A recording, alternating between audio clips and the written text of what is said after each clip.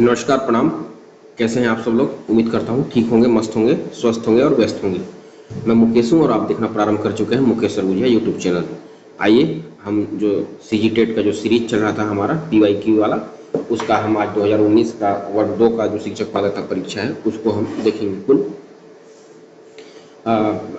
90 प्रश्न जनरल जो CDP और हिंदी इंग्लिश देखेंगे और विज्ञान वर्ग का देखेंगे, साइंस का 60 क्वेश्चन और 60 क्वेश्चन हम SST यानी कि सोशल साइंस का देखेंगे। तो आइए हम प्रारंभ करते हैं। प्रथम भाग बाल विकास एवं शिक्षा शास्त्र। पहला प्रश्न है, दल शिक्षण में विकसित करने की सामर्थ्य है, सर्वाधिक उपयुक्त विकल्प का चयन करें। इसका जो ऑप्शन नंबर सी की ओर जाएगा, और सी कहता है कि एक दूसरे से शिक्षण को परिपूर्ण करने की आदत होनी चाहिए, है नहीं। तो इसका जो सही आंसर है ऑप्शन नंबर सी है, यानी कि दल समूह शिक्षण एक प्रभावी शिक्षण पद्धति है। इस पद्धति में शिक्षकों का एक समूह सीखने के अनुरूपों को व्यवस्थित करने के लिए जिम्मेदार होता है। दो या दो से अधिक शिक्षकों को एक विशेष पाठ्यक्रम का प्रयास करने वाले छात्रों एवं एक विशेष समूह के निर्देश के लिए एक साथ काम करने के लिए जिम्मेदारियां दी जाती है, ताकि उसमें एक दूसरे के शिक्षण को परिपूर्ण करने की आदत विकसित करने की सामर्थ्य है। प्रश्न 2 देखेंगे, विद्यार्थी कक्षा कक्ष में स्वतंत्रता पूर्वक अंतःक्रिया करेंगे यदि, तो ऑप्शन नंबर सी होगा, यदि प्रजातांत्रिक वातावरण हो। यानी कि विद्यार्थी कक्षा कक्ष में स्वतंत्रता पूर्वक अंतःक्रिया करेंगे यदि प्रजातांत्रिक वातावरण हो। एक प्रजातांत्रिक वातावरण छात्राओं को कक्षा में स्वतंत्र रूप से अंतःक्रिया करने की अनुमति देता है। यह छात्रों की कक्षा में अच्छी तरह से अंतःक्रिया करने की स्वतंत्रता देता है। यह विद्यार्थियों में आत्म अनुशासन की आदतों पर भी जोर देता है। प्रश्न 3 देखेंगे, कार्य को आरंभ करने, जारी रखने और नियमित करने की प्रक्रिया को हम कहेंगे। तो उस प्रक्रिया को अगर हम कहेंगे तो उसको अभिप्रेरणा कहेंगे। ऑप्शन नंबर बी की ओर लेके चलते हैं। तो बी कहता है कि कार्यक्रम को आरंभ करने, जारी रखने और नियमित करने की प्रक्रिया को है ना, जारी रखने और नियमित करने की प्रक्रिया को हम अभिप्रेरणा या प्रेरणा कहते हैं। इसको क्रुक्स और स्टीन के अनुसार, है ना, कोई भी स्थिति जो हमारे कार्यों को सक्रिय और निर्देशित कर सकती है वह है हमारी आपकी प्रेरणा कहलाती है। PT योग के अनुसार, है ना, इन्होंने बताया कि प्रेरणा जागृति, कार्यवाही, प्रगति में गतिविधियों को बनाए रखने और गतिविधि के पैटर्न को विनियमित करने की एक प्रक्रिया है। प्रश्न 4 देखेंगे कि आंतरिक कक्षा कक्ष कारक को अधिगम को प्रभावित करता है। तो अगर वो है तो ऑप्शन नंबर डी है, यानी कि उपरोक्त सभी प्रभावित करते हैं, जिसमें रुचि है, अभिप्रेरणा है और मानसिक थकान है। देखते हैं क्या कहता है कि अधिगम प्रक्रिया क्षमता में एक अपेक्षाकृत स्थायी परिवर्तन है जो प्रबलित अभ्यास के एक कार्य के रूप में होता है।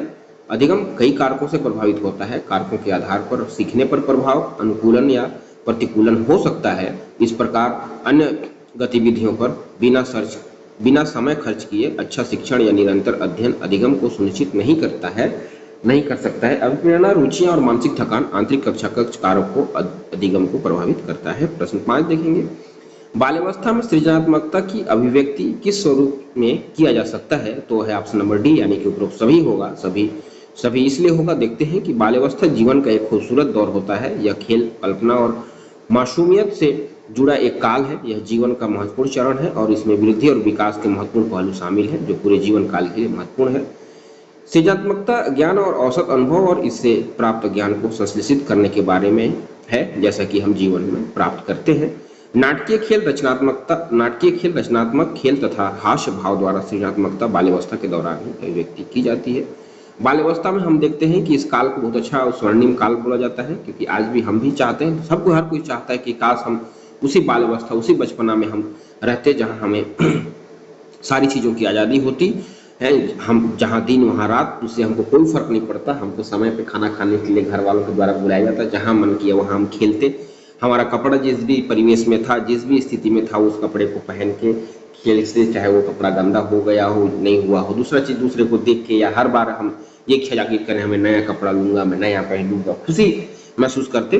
तो यही है हमारा जो बाल्यावस्था काल है, उस सृजनात्मकता, जिसमें हम बहुत कुछ सीखते भी हैं। खेल के माध्यम से सीखते हैं, परिवार के माध्यम से सीखते हैं, वातावरण के माध्यम से भी सीखते हैं। प्रश्न 6 है, बुद्धि के द्वितत्व सिद्धांत के अनुसार व्यक्ति की बुद्धि का विशिष्ट तत्व अथवा एस तत्व है। अगर वो कोई है तो ऑप्शन नंबर बी है, यानी कि अर्जित किया जा सकता है। देखते हैं, चार्ल्स स्पियरमैन ने वर्ष 1923 में वृद्धि का द्विकारक सिद्धांत प्रस्तावित किया था द्विकारक सिद्धांत, जहां एस और जी कारक था, है नहीं। उसके सिद्धांत के अनुसार बुद्धि में दो कारक होते हैं, पहला है स्मॉल जी और स्मॉल एस, जहां जी का अर्थ सामान्यीकृत कारक है और एस का अर्थ है विशिष्ट कारक है।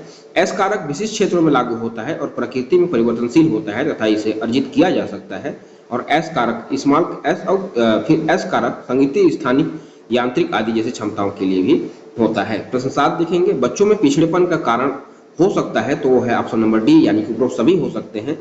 सभी इसलिए हो सकते हैं कि पिछड़ापन एक व्यक्तिवादी समस्या है और एक व्यक्ति से दूसरे व्यक्ति में भिन्न होती है। एक बच्चे को पिछड़ा तब कहा जाता है जब उसकी शैक्षणिक उपलब्धि उसकी प्रकृति क्षमताओं के स्तर से कम हो। इसका कारण कई शारीरिक, मानसिक और व्यक्तिगत स्थितियां हो सकती है, यानी कि बच्चे के पिछड़ेपन का कारण दृष्टि दोष, निर्धनता तथा दोषपूर्ण पाठ्यक्रम हो सकता है।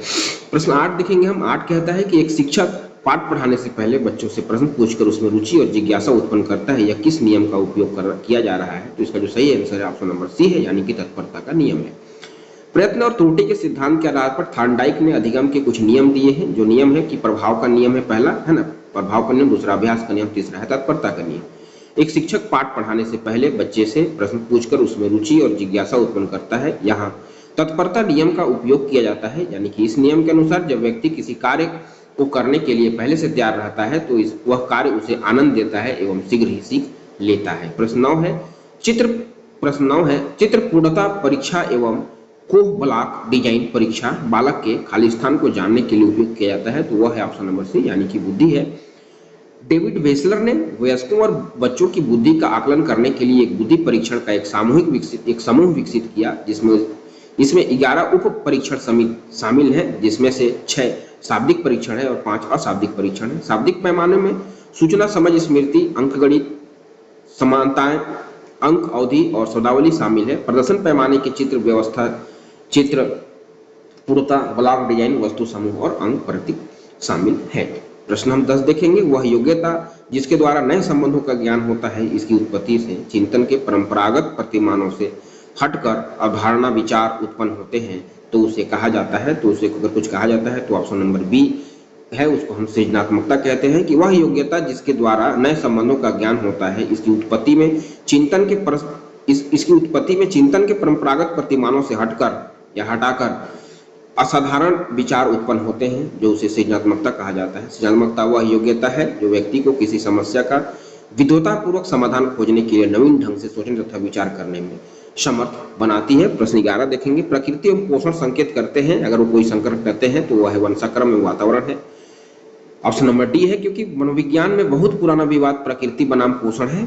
विवाद इस प्रश्न पर केंद्रित है कि क्या मानव व्यवहार प्रकृति, अनुवांशिकता या वंशक्रम या पोषण, वातावरण या पर्यावरण का परिणाम है। विकास को निर्धारित करने में अनुवांशिकता और पर्यावरणीय कारकों के बीच एक संबंध है और फ्रांसिस गाल्टन प्रकृति और पोषण के बीच संबंध को निर्धारित करने के लिए जुड़वा बच्चों को शामिल करने वाले पहले व्यक्ति थे।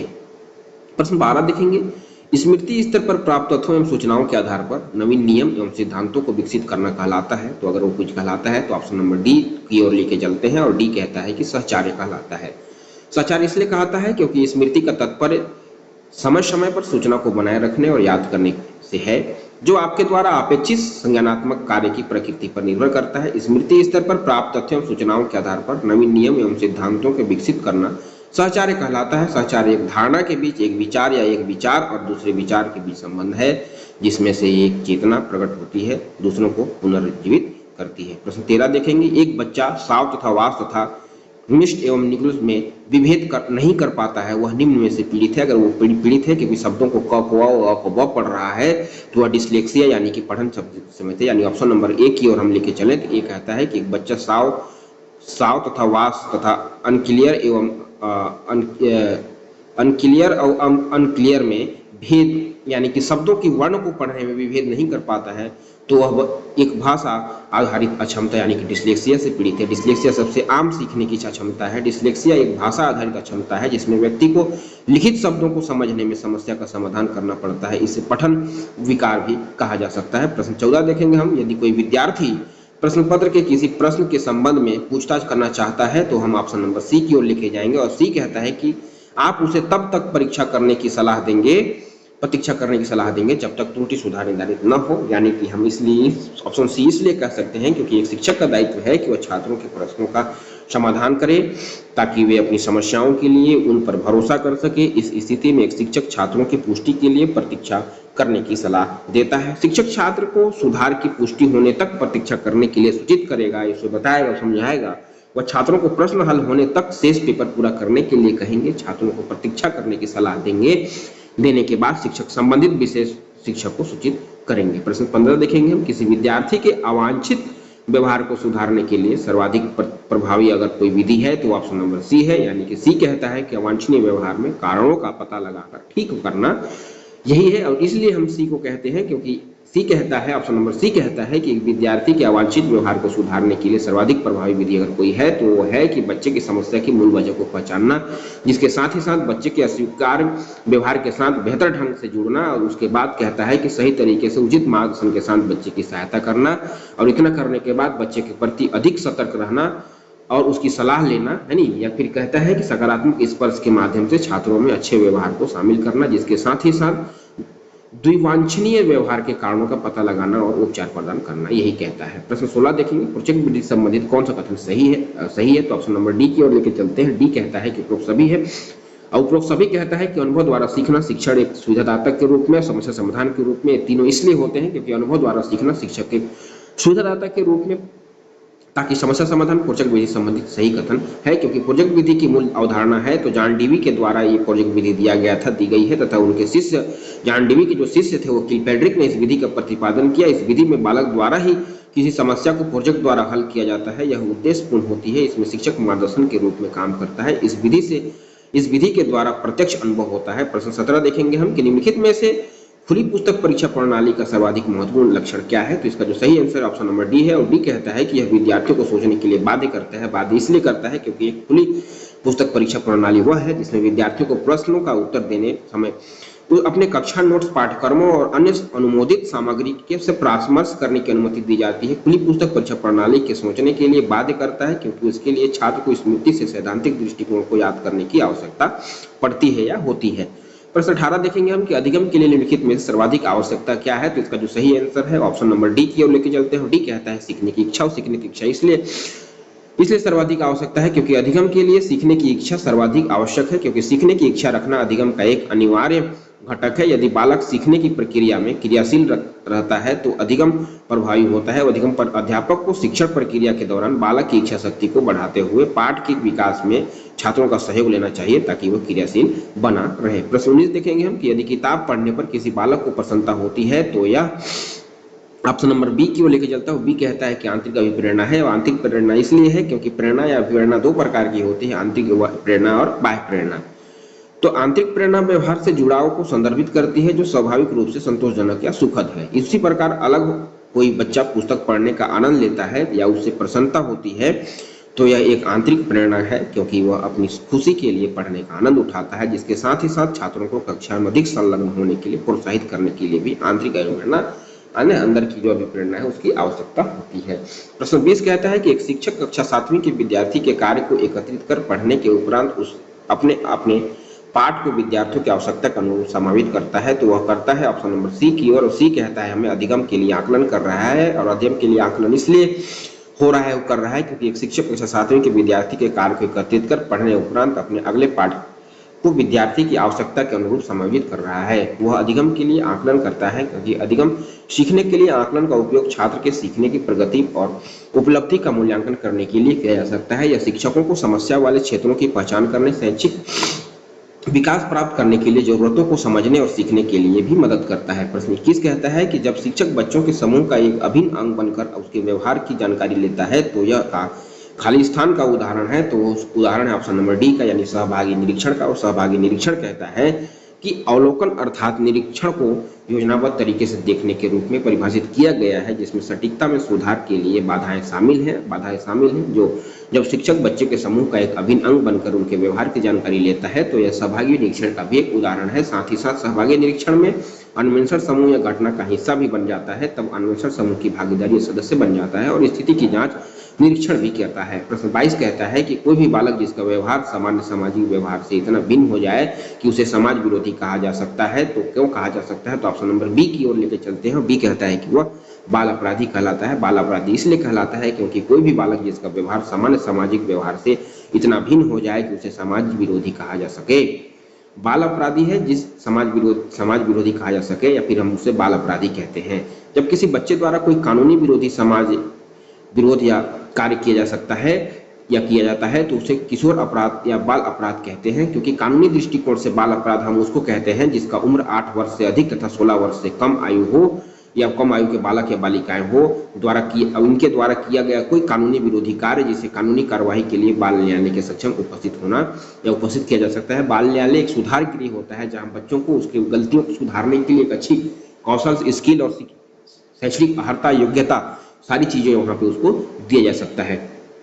कहने का मतलब है कि एक प्रकार से उसको सजा के साथ साथ उसकी जो दैनिक दिनचर्या है, उसकी जो सोच है, विचार है, उसको वहां पे जो न्यायालय है वहां बाल सुधार गृह है, वहां बच्चों को अच्छी अच्छी शिक्षा दिया जाता है, उसको बताया जाता है ऐसा करो, और शिष्टाचार की भाषा सिखाई जाती है। प्रश्न 23 देखते हैं। 23 कहता है कि इनमें से कौन सा प्रमस्तिष्कीय पक्षघात का प्रकार नहीं है यानी कि हमको गलत की ओर जाना है। गलत की ओर जब जाएंगे तो खाली स्थान बी है। इसका जो सही ऑप्शन है बी है। बोलता है मांसपेशियों डायस्ट्रोफी है। तो आइए देखते हैं क्यों ये मांसपेशीय डायस्ट्रोफी है। क्योंकि मस्तिष्क संस्तंभता में मांसपेशियों की गतिविधियां की असंगति शामिल है, क्योंकि एथियोप्टिसिस अनैच्छिक झटके हैं, विशेष रूप से उंगलियों और कलाई की गति है, क्योंकि गति विभ्रम, एकटाक्सिया, सकल और सूक्ष्म मोटर गति की अजीबता है, जो मुद्रा और अभिविन्यास में समन्वय की कमी है। मांसपेशीय डायस्ट्रोफी दुर्विकास एक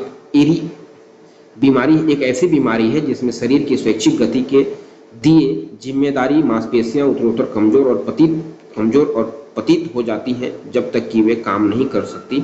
यह एक प्रकार की मांसपेशीय समस्या है ताकि मस्तिष्क पक्षघात न हो। प्रश्न 24 है कौन सा कारक शिक्षण अधिगम प्रक्रिया से संबंधित नहीं है, यानी कि हमको गलत की ओर जाना है। नहीं है मतलब गलत की ओर जाना है, और गलत की जो हम जब बढ़ रहे हैं तो ऑप्शन नंबर सी हमको सही लग रहा है। सी कहता है विषय वस्तु की प्रकृति, यानी कि नवीन ज्ञान को पूर्व ज्ञान से जोड़ना, अभ्यास कार्य तथा दोहराने की व्यवस्था तथा पुनर्बलन की व्यवस्था शिक्षण अधिगम प्रक्रिया से संबंधित है। क्योंकि विषय वस्तु की प्रकृति पाठ की पूर्व योजना का एक हिस्सा है, क्योंकि शिक्षक को कक्षा में वास्तविक शिक्षण अधिगम की प्रक्रिया शुरू करने से पहले बच्चों की रुचि और आयु के अनुसार पढ़ाई जाने वाली विषय वस्तु का भी चयन करना होता है। प्रश्न 25 कहता है कि अस्वाभाविक उत्तेजन के प्रति स्वाभाविक उत्तेजन के समान अनुक्रिया करना सीखना ही अधिगम है। यह कथन किस अधिगम सिद्धांत पर आधारित है? तो यह ऑप्शन नंबर बी की ओर हमें ठीक लग रहा है। और बी कहता है कि परंपरागत अनुबंध अनुक्रिया का यह सिद्धांत है, क्योंकि परंपरागत शास्त्रीय अनुबंध अनुक्रिया का जो सिद्धांत आई.वी. पावलो द्वारा सन 1904 में प्रतिपादित किया गया था, इस सिद्धांत के अनुसार 6 अस्वाभाविक उद्दीपन या उत्तेजन के प्रति स्वाभाविक उद्दीपन के समान होने वाली अनुक्रिया शास्त्रीय अनुबंधन है, अर्थात उद्दीपन और अनुक्रिया के बीच साहचर्य स्थापित होना ही अनुबंधन है। क्योंकि पावलोव ने एक कुत्ते के ऊपर इसका प्रयोग किया था, जिसमें कुत्ता ने देखा कि फ्रिज खुलता था तो लार उसका निकलता था, क्योंकि वो खाने पे उसको यही चीज लेके जा रहा था। प्रश्न 26 कहता है छिपी हुई वस्तु में ढूंढ निकालना इस बात का संकेत है कि शिशु निम्नलिखित में से किस संज्ञानात्मक कार्य से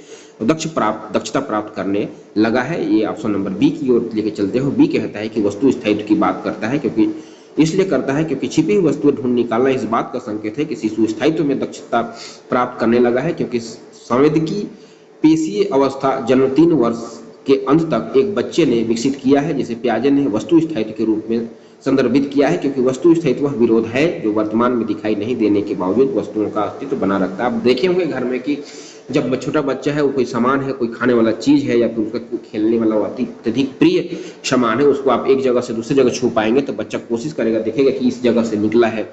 जो छुपाने वाला व्यक्ति संबंधित मम्मी है, पापा है, दीदी है, भाई है, नाना है, नानी है, दादा है, दादी, तो वो उस चीज को जाके देखता है कि यहाँ पे रखा हुआ था, यहाँ पे नहीं है, लेकिन इस रूम से निकले हैं, इस जगह से निकले हैं, तो उस जगह को जाकर ढूंढता है और बच्चा पा जाता है। यही वस्तु स्थायित्व की बात करता है। प्रश्न नंबर 27 देखेंगे हम कि बालकों की विभिन्नताओं की चाहे जो भी कारण हो, बालकों की विभिन्नताओं की चाहे जो भी कारण हो, वास्तविकता यह है कि विद्यालय को विभिन्न पाठ्यक्रमों के द्वारा उनका सामना करना चाहिए। यह परिभाषा है, तो ये परिभाषा अगर कोई दिया है तो वो ऑप्शन नंबर ए कहता है कि स्किनर ने दिया है। स्किनर ने इसलिए दिया है क्योंकि पाठ्यक्रम के विभिन्नीकरण के समर्थन में स्किनर ने लिखा है कि बालकों की विभिन्नताओं के चाहे जो भी कारण हो, वास्तविकता यह है कि विद्यालय को विभिन्न पाठ्यक्रमों के द्वारा उनका सामना करना चाहिए, है ना।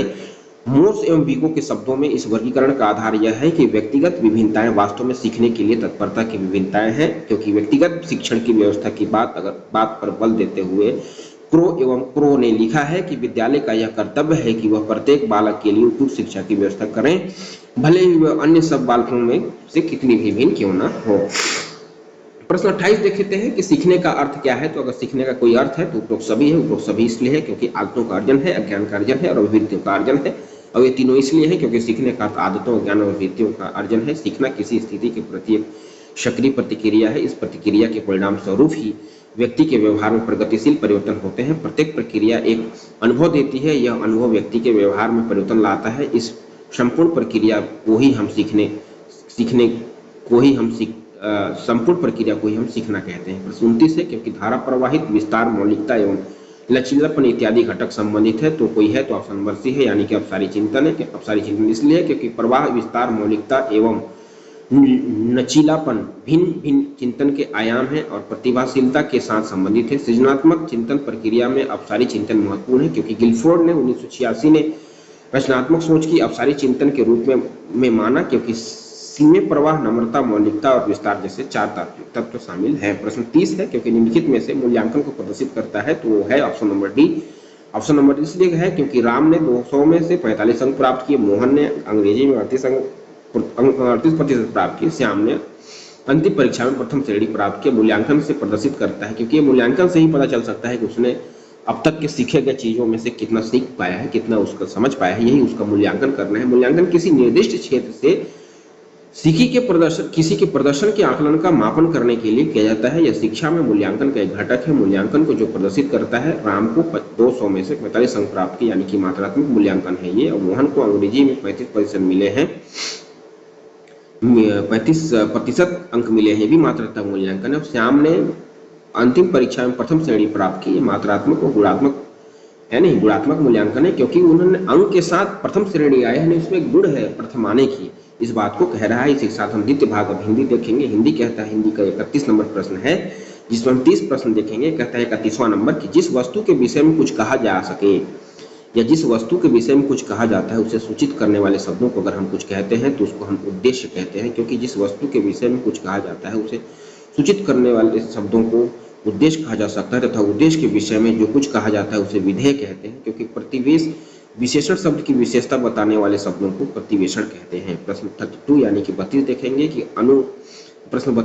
कि अनुस्वार और विसर्ग शब्दों के आदि में प्रयुक्त होते हैं, तो अगर कोई होता है तो ऑप्शन नंबर सी कहता है कि अनुस्वार के लिए सही, विसर्ग के लिए गलत होता है, क्योंकि अनुस्वार और विसर्ग शब्दों के अति में, यानी अनुस्वार और विसर्ग शब्दों के आदि में प्रयुक्त होते हैं। यह कथन अनुस्वार के लिए सही परंतु विसर्ग के लिए गलत है।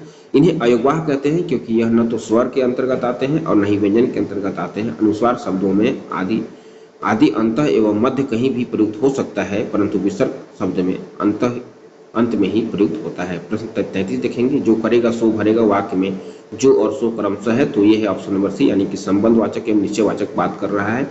ये इसलिए कह रहा है कि जो करेगा सो भरेगा वाक्य में जो और सो संबंधवाचक सर्वनाम एवं निश्चयवाचक सर्वनाम है, क्योंकि इस वाक्य में जो और सो शब्द से संबंध और निश्चय का बोध हो रहा है। निश्चय की बात, संबंध निश्चय कर रहा है, संबंध दिखा रहा है। जो करेगा यानी उससे संबंध होगा और निश्चित ही वो भरेगा, इस बात को कह रहा है। प्रश्न 34 देखते हैं, यशोदा हमारे घर की लक्ष्मी। इस वाक्य में लक्ष्मी कौन सी संज्ञा है? लक्ष्मी कोई संज्ञा है तो जातिवाचक संज्ञा है, ऑप्शन नंबर बी है। जातिवाचक संज्ञा इसलिए है क्योंकि यशोदा हमारे घर की लक्ष्मी है। इस बात में लक्ष्मी जातिवाचक संज्ञा है ना। जातिवाचक संज्ञा क्या होता है कि जिस शब्द अथवा नाम में किसी भी व्यक्ति अथवा वस्तु की समस्त जाति का बोध होता है उसे जातिवाचक संज्ञा कहते हैं, जैसे बच्चा, नदी, पहाड़, अध्यापक आदि। प्रश्न 35 है कि पानी न बरसता तो धान सूख जाता, यह वाक्य क्या है? तो यह वाक्य है ऑप्शन नंबर डी, यानी कि संकेतवाचक है। संकेतवाचक इसलिए है कि पानी न बरसता तो धान सूख जाता, यह संकेतवाचक बात है। वो अपनी संकेत देने, अपनी भावना व्यक्त कर रही है। संकेतवाचक वाक्य कहता है कि जिन वाक्यों में क्रिया का होना दूसरी क्रिया पर निर्भर करता है उन्हें संकेतवाचक वाक्य कहता है। कि एक क्रिया का होना दूसरी क्रिया पर निर्भर करता है, वही संकेतवाचक संज्ञा कहता है। प्रश्न 36 है कि अर्धविराम का चिन्ह कौन सा है। अर्धविराम का जो चिन्ह होता है, अर्धविराम और अल्प विराम, तो अल्प विराम में सिंगल रुकावट होता है, अल्प विराम उससे थोड़ा ज्यादा समय विराम होता है। विराम चिन्ह का कुछ नाम है। अर्धविराम, अर्धविराम हमको जिसको कहते हैं, पूर्ण विराम के बाद आता है अर्धविराम। अल्प विराम होता है कि थोड़ा सा साइड में सिंगल होता है, और अपूर्ण विराम होता है। अपूर्ण विराम मतलब जिसमें हम लोग डबल डॉट लगाते हैं, और लाघव चिन्ह होता है जिसके शॉर्ट में लिखने के लिए डॉक्टर पूरा लिखने से अच्छा डा लिख देते हैं हम लोग, है ना। श्रीमती लिखने से अच्छा हम श्री लिख देते हैं, है नहीं, श्रीमान लिखने से पहले श्री लिख देते हैं। तो यही है। फिर प्रश्न 37 देता है कि निम्नलिखित में स्त्रीलिंग शब्द का चयन कीजिए। स्त्रीलिंग शब्द अगर कोई है तो ऑप्शन नंबर सी यानी कि सरसों है, क्योंकि विकल्प में कोदो, आलू तथा खेत पुल्लिंग शब्द हैं, जबकि सरसों स्त्रीलिंग शब्द है। प्रश्न 38 देखेंगे हम। 38 कहता है कि निम्नलिखित में अव्ययी भाव समास का उदाहरण नहीं है। अगर नहीं है तो ऑप्शन नंबर सी है, क्योंकि आप बीती अव्ययी भाव समास नहीं है, उदाहरण नहीं है, क्योंकि उपलब्ध विकल्प में आप बीती अव्ययी भाव का समास उदाहरण नहीं है, क्योंकि आप बीती का समास विग्रह आप पर बीती हुई होता है। यह अधिकरण तत्पर पुरुष समास का उदाहरण है, जबकि पुरुषानुपुस्त पुरुषों के बाद पुस्ते अव्ययी भाव समास है, क्योंकि बेकटेक यानी कि बिना खटके अव्ययी भाव समास है, और प्रतिदिन प्रत्येक दिन अव्ययी भाव समास है। प्रश्न 39 देखेंगे। निम्नलिखित में तत्सम तद्भव का गलत जोड़ा कौन सा है। तो अगर कोई गलत जोड़ा है तो ऑप्शन नंबर डी है, यानी इनमें से कोई नहीं है, क्योंकि उपरोक्त विकल्प में स्वामी का तद्भव रूप साई होता है, और जबकि कर्ण का तद्भव कान तथा आज्ञा का तद्भव आन होता है। अतः पर उपयुक्त शब्द सही जोड़े सकते हैं। ठीक है, तो गलत की बात कर रहा है, तो गलत इसमें से कोई नहीं है। प्रश्न 40 देखेंगे हम। निम्नलिखित में उर्दू उपसर्ग युक्त शब्द का चयन कीजिए। तो उर्दू उपयुक्त कोई शब्द है तो ऑप्शन नंबर डी है, यानी कि सरकार। उपरोक्त विकल्पों में सरकार शब्द में उर्दू उपसर्ग का प्रयोग हुआ है, जबकि अगम में अ उपसर्ग तथा भरपेट में भर उपसर्ग का प्रयोग हुआ है, जो कि हिंदी उपसर्ग है, तथा पुरातन में पूरा संस्कृत उपसर्ग का प्रयोग हुआ है नहीं। प्रश्न 41 देखेंगे हम। रचना के अंतर्गत क्या आता है, सही विकल्प चुनिए। अगर कोई आता है तो सही आंसर ऑप्शन नंबर ए, क्योंकि अर्थ, अलंकार और भाषा आता है। रचना के अंतर्गत अर्थ, अलंकार और भाषा आता है। अर्थ कहता है कि मनुष्य के हृदय का भाव जो शब्द से प्रकट हो, और अलंकार कहता है कि काव्य का सौंदर्य और शोभा बढ़ाने वाली तत्व अलंकार कहलाते हैं। भाषा कहता है कि भाषा वह साधन है जिसके द्वारा मनुष्य अपने मन के भावों या विचारों का आदान प्रदान बोलकर, सुनकर, लिखकर व पढ़कर करते हैं। प्रश्न 42 कहता है कि हिंदी में समास का अनुशीलन निम्नलिखित में से किसके आधार पर हुआ है। अगर कोई हुआ है तो ऑप्शन नंबर सी है, क्योंकि संस्कृत व्याकरण के अनुसार हुआ है। हिंदी में समास का अनुशीलन संस्कृत व्याकरण के आधार पर हुआ है। इस संबंध में हिंदी की प्रकृति संस्कृत के अनुकूल है। प्रश्न 43 है कि री की मात्रा को छोड़कर और अंग और अह को लेकर व्यंजनों के साथ सब स्वरों से मिलकर सब स्वरों के मिलाप को क्या कहते हैं। अगर उसको कुछ कहते हैं तो ऑप्शन नंबर बी कहता है, बाराखड़ी कहते हैं, क्योंकि बाराखड़ी कहता है कि बाराखड़ी कहता है कि री की मात्रा को छोड़कर तथा अंग और अह को लेकर व्यंजनों के साथ स्वरों के संयोग से बनने वाले अक्षरों को बाराखड़ी कहते हैं, क्योंकि इसमें अ से अज्ञ तक के स्वर और व्यंजन का समावेश होता है। प्रश्न 44 कहता है कि हिंदी में पूर्ण विराम चिन्ह को छोड़कर शेष चिन्ह किन किन भाषा से है। अगर हम पूर्ण विराम को छोड़कर बाकी सब चिन्ह देखेंगे हम, तो अंग्रेजी भाषा का है। हिंदी में अगर हम पूर्ण विराम को छोड़ दें और उसके बाद बाकी जो चिन्ह है वो कहाँ से आए हैं, विराम चिन्ह, तो हम अंग्रेजी भाषा से ही विराम चिन्ह आए हैं। इस बात का ध्यान रखना है। प्रश्न 45 कहता है कि अनेकार्थी शब्द के अंतर्गत निम्नलिखित में कौन सा शब्द गुरु शब्द का अर्थ नहीं है, यानी कि हमको गलत को बताना है। तो गलत बताना है तो ऑप्शन नंबर बी, यानी कि मूल नहीं है, क्योंकि उपयुक्त विकल्प में मूल शब्द जो है मूल वो है गुरु शब्द का अर्थ नहीं बताता है, जबकि भारी, आचार्य तथा बृहस्पति गुरु शब्द के अनेकार्थी शब्द के अंतर्गत आते हैं। प्रश्न 46 कहता है कि निम्नलिखित में से किस सर्वनाम का प्रयोग विशेषण के समान भी होता है। तो यह ऑप्शन नंबर सी है, यानी कि निश्चयवाचक सर्वनाम होता है, क्योंकि पुरुषवाचक और निश्चयवाचक सर्वनामों को छोड़कर शेष सर्वनामों का प्रयोग विशेषण के समान भी होता है। जब ये शब्द अकेले आते हैं तब सर्वनाम होते हैं, और जब इनके साथ संज्ञा आती है तब वे विशेषण होते हैं। जैसे नौकर आया है, वह बदले आया है, वह नौकर बाहर खड़ा है, यहाँ पर विशेषण है, क्योंकि यह नौकर संज्ञा की व्याप्ति मर्यादित करता है, अर्थात उसका निश्चय बताता है। प्रश्न 47 यानी कि 47 देखेंगे। अपने पूत को कोई काना नहीं कहता कहावत का अर्थ है। जिसका सही आंसर है ऑप्शन नंबर डी, यानी कि अपनी खराब चीज भी किसी को बुरा नहीं लगती है। अपने पुत्र को कोई काना नहीं कहता, इस कहावत का अर्थ है अपनी खराब चीज भी किसी को बुरा नहीं लगती है। प्रश्न 48 है, निम्नलिखित में द्विकर्मक क्रियार्थक वाक्य का चयन कीजिए। अगर कोई द्विकर्मक वाक्य है तो ऑप्शन नंबर ए है, क्योंकि तुम मुझे किसका चित्र दिखा रहे हो। द्विकर्मक बात इसलिए है क्योंकि दिए गए विकल्प में तुम मुझे किसका चित्र दिखला रहे हो वाक्य द्विकर्मक क्रियार्थ वाक्य, क्योंकि द्विकर्मक क्रियार्थ वाक्य कहता है जिस क्रिया का प्रभाव दो वाक्यों पर पड़ता है उसे द्विकर्मक क्रियार्थ वाक्य कहते हैं। इसमें एक कर्म तथा दूसरा गौण कर्म होगा। प्रश्न 49 देखेंगे हम कि उल्लू सीधा करना मुहावरे का सही अर्थ है, तो ऑप्शन नंबर बी है, यानी कि अपना काम निकालना है नहीं। उल्लू सीधा करना मुहावरे का सही अर्थ अपना काम निकालना होता है। वाक्य में प्रयोग है कि आजकल के नेता अपना उल्लू सीधा करने के लिए जनता से झूठे वादे करते नहीं चूकते हैं। हाल ही में आपने देखा होगा कि जहां भी चुनावी घोषणा होता है वो ऐसे लंबे चौड़े घोषणा पत्र निकाल देते हैं जिससे जो वोटर्स होते हैं, जो ग्रामीण जन होते हैं, वो लोभित हो जाते हैं, मनोभावित हो जाते हैं कि हाँ सरकार इसका बना देंगे तो ये करेगा वो करेगा। बाद में जब चुनाव जीतने के बाद वो अपना उल्लू सीधा करते हैं, जिसकी स्थिति अभी छत्तीसगढ़ में भी बनी हुई है। प्रश्न 50 देखते हैं हम। अभ्यंतर प्रयत्न के अनुसार वर्णों के उच्चारण के मुख्य रूप से कितने भेद होते हैं। अगर कोई भेद होते हैं इसके तो 4 भेद होते हैं। 4 भेद के अनुसार ऑप्शन नंबर डी के अनुसार कहते हैं अभ्यंतर प्रयत्न के अनुसार वर्णों के उच्चारण के मुख्य रूप से 4 भेद होते हैं। और 4 भेद कौन कौन से हैं। विवृत है जिसमें स्वर होते हैं, और स्पष्ट है जिसमें क से म तक की सभी व्यंजन यानी कि स्पष्ट व्यंजन कुल 25 होते हैं। और ईसत में य र ल व होते हैं, ईसत में य र ल व होते हैं। और स्तः स्पष्ट में स स स यानी कि उसमें या संघर्षी व्यंजन होते हैं।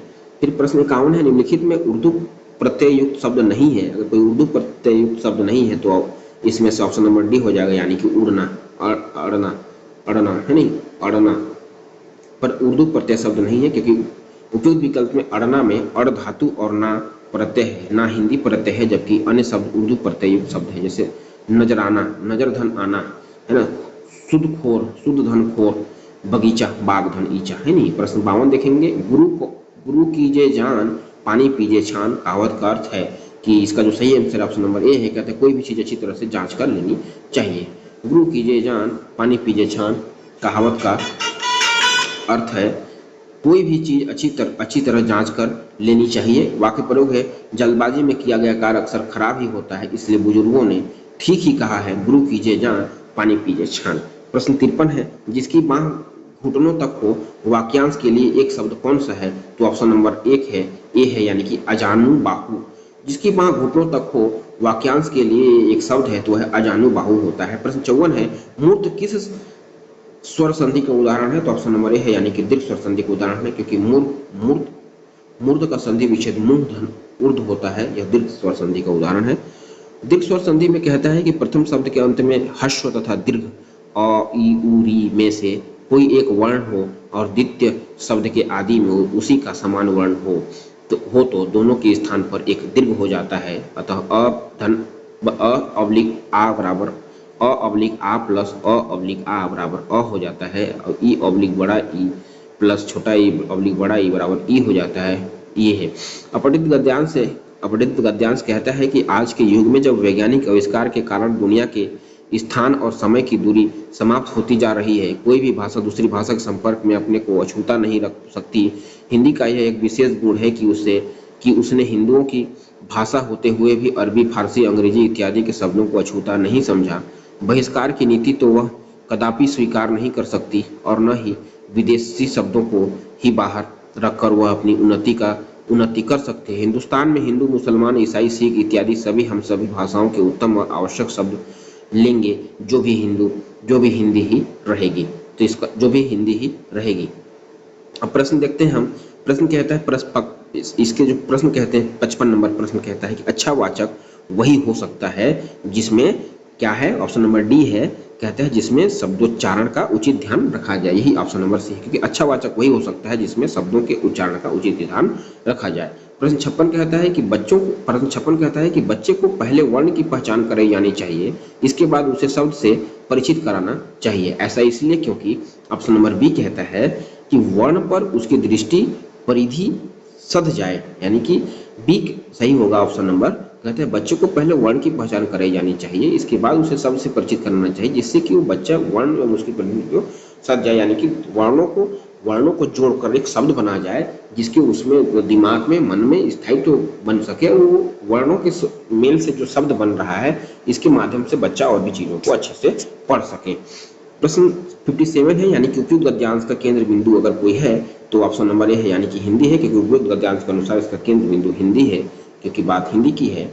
प्रश्न नंबर 58 देखेंगे कि दूसरी भाषा के शब्दों के बहिष्कार से क्या होता है या क्या होगा, तो इसका जो सही आंसर ऑप्शन नंबर सी है कि भाषा की उन्नति रुक जाएगी, यही है, क्योंकि दूसरी भाषा के शब्दों के बहिष्कार से भाषा की उन्नति रुक जाएगी, क्योंकि विदेशी भाषाओं का बहिष्कार कर कोई भी भाषा उन्नति नहीं कर सकती है। प्रश्न 59 है कि हिंदी भाषा का गुण क्या है, तो अगर कोई गुण है उसका तो ऑप्शन नंबर बी है कि दूसरी भाषा के शब्दों को अपनाना है।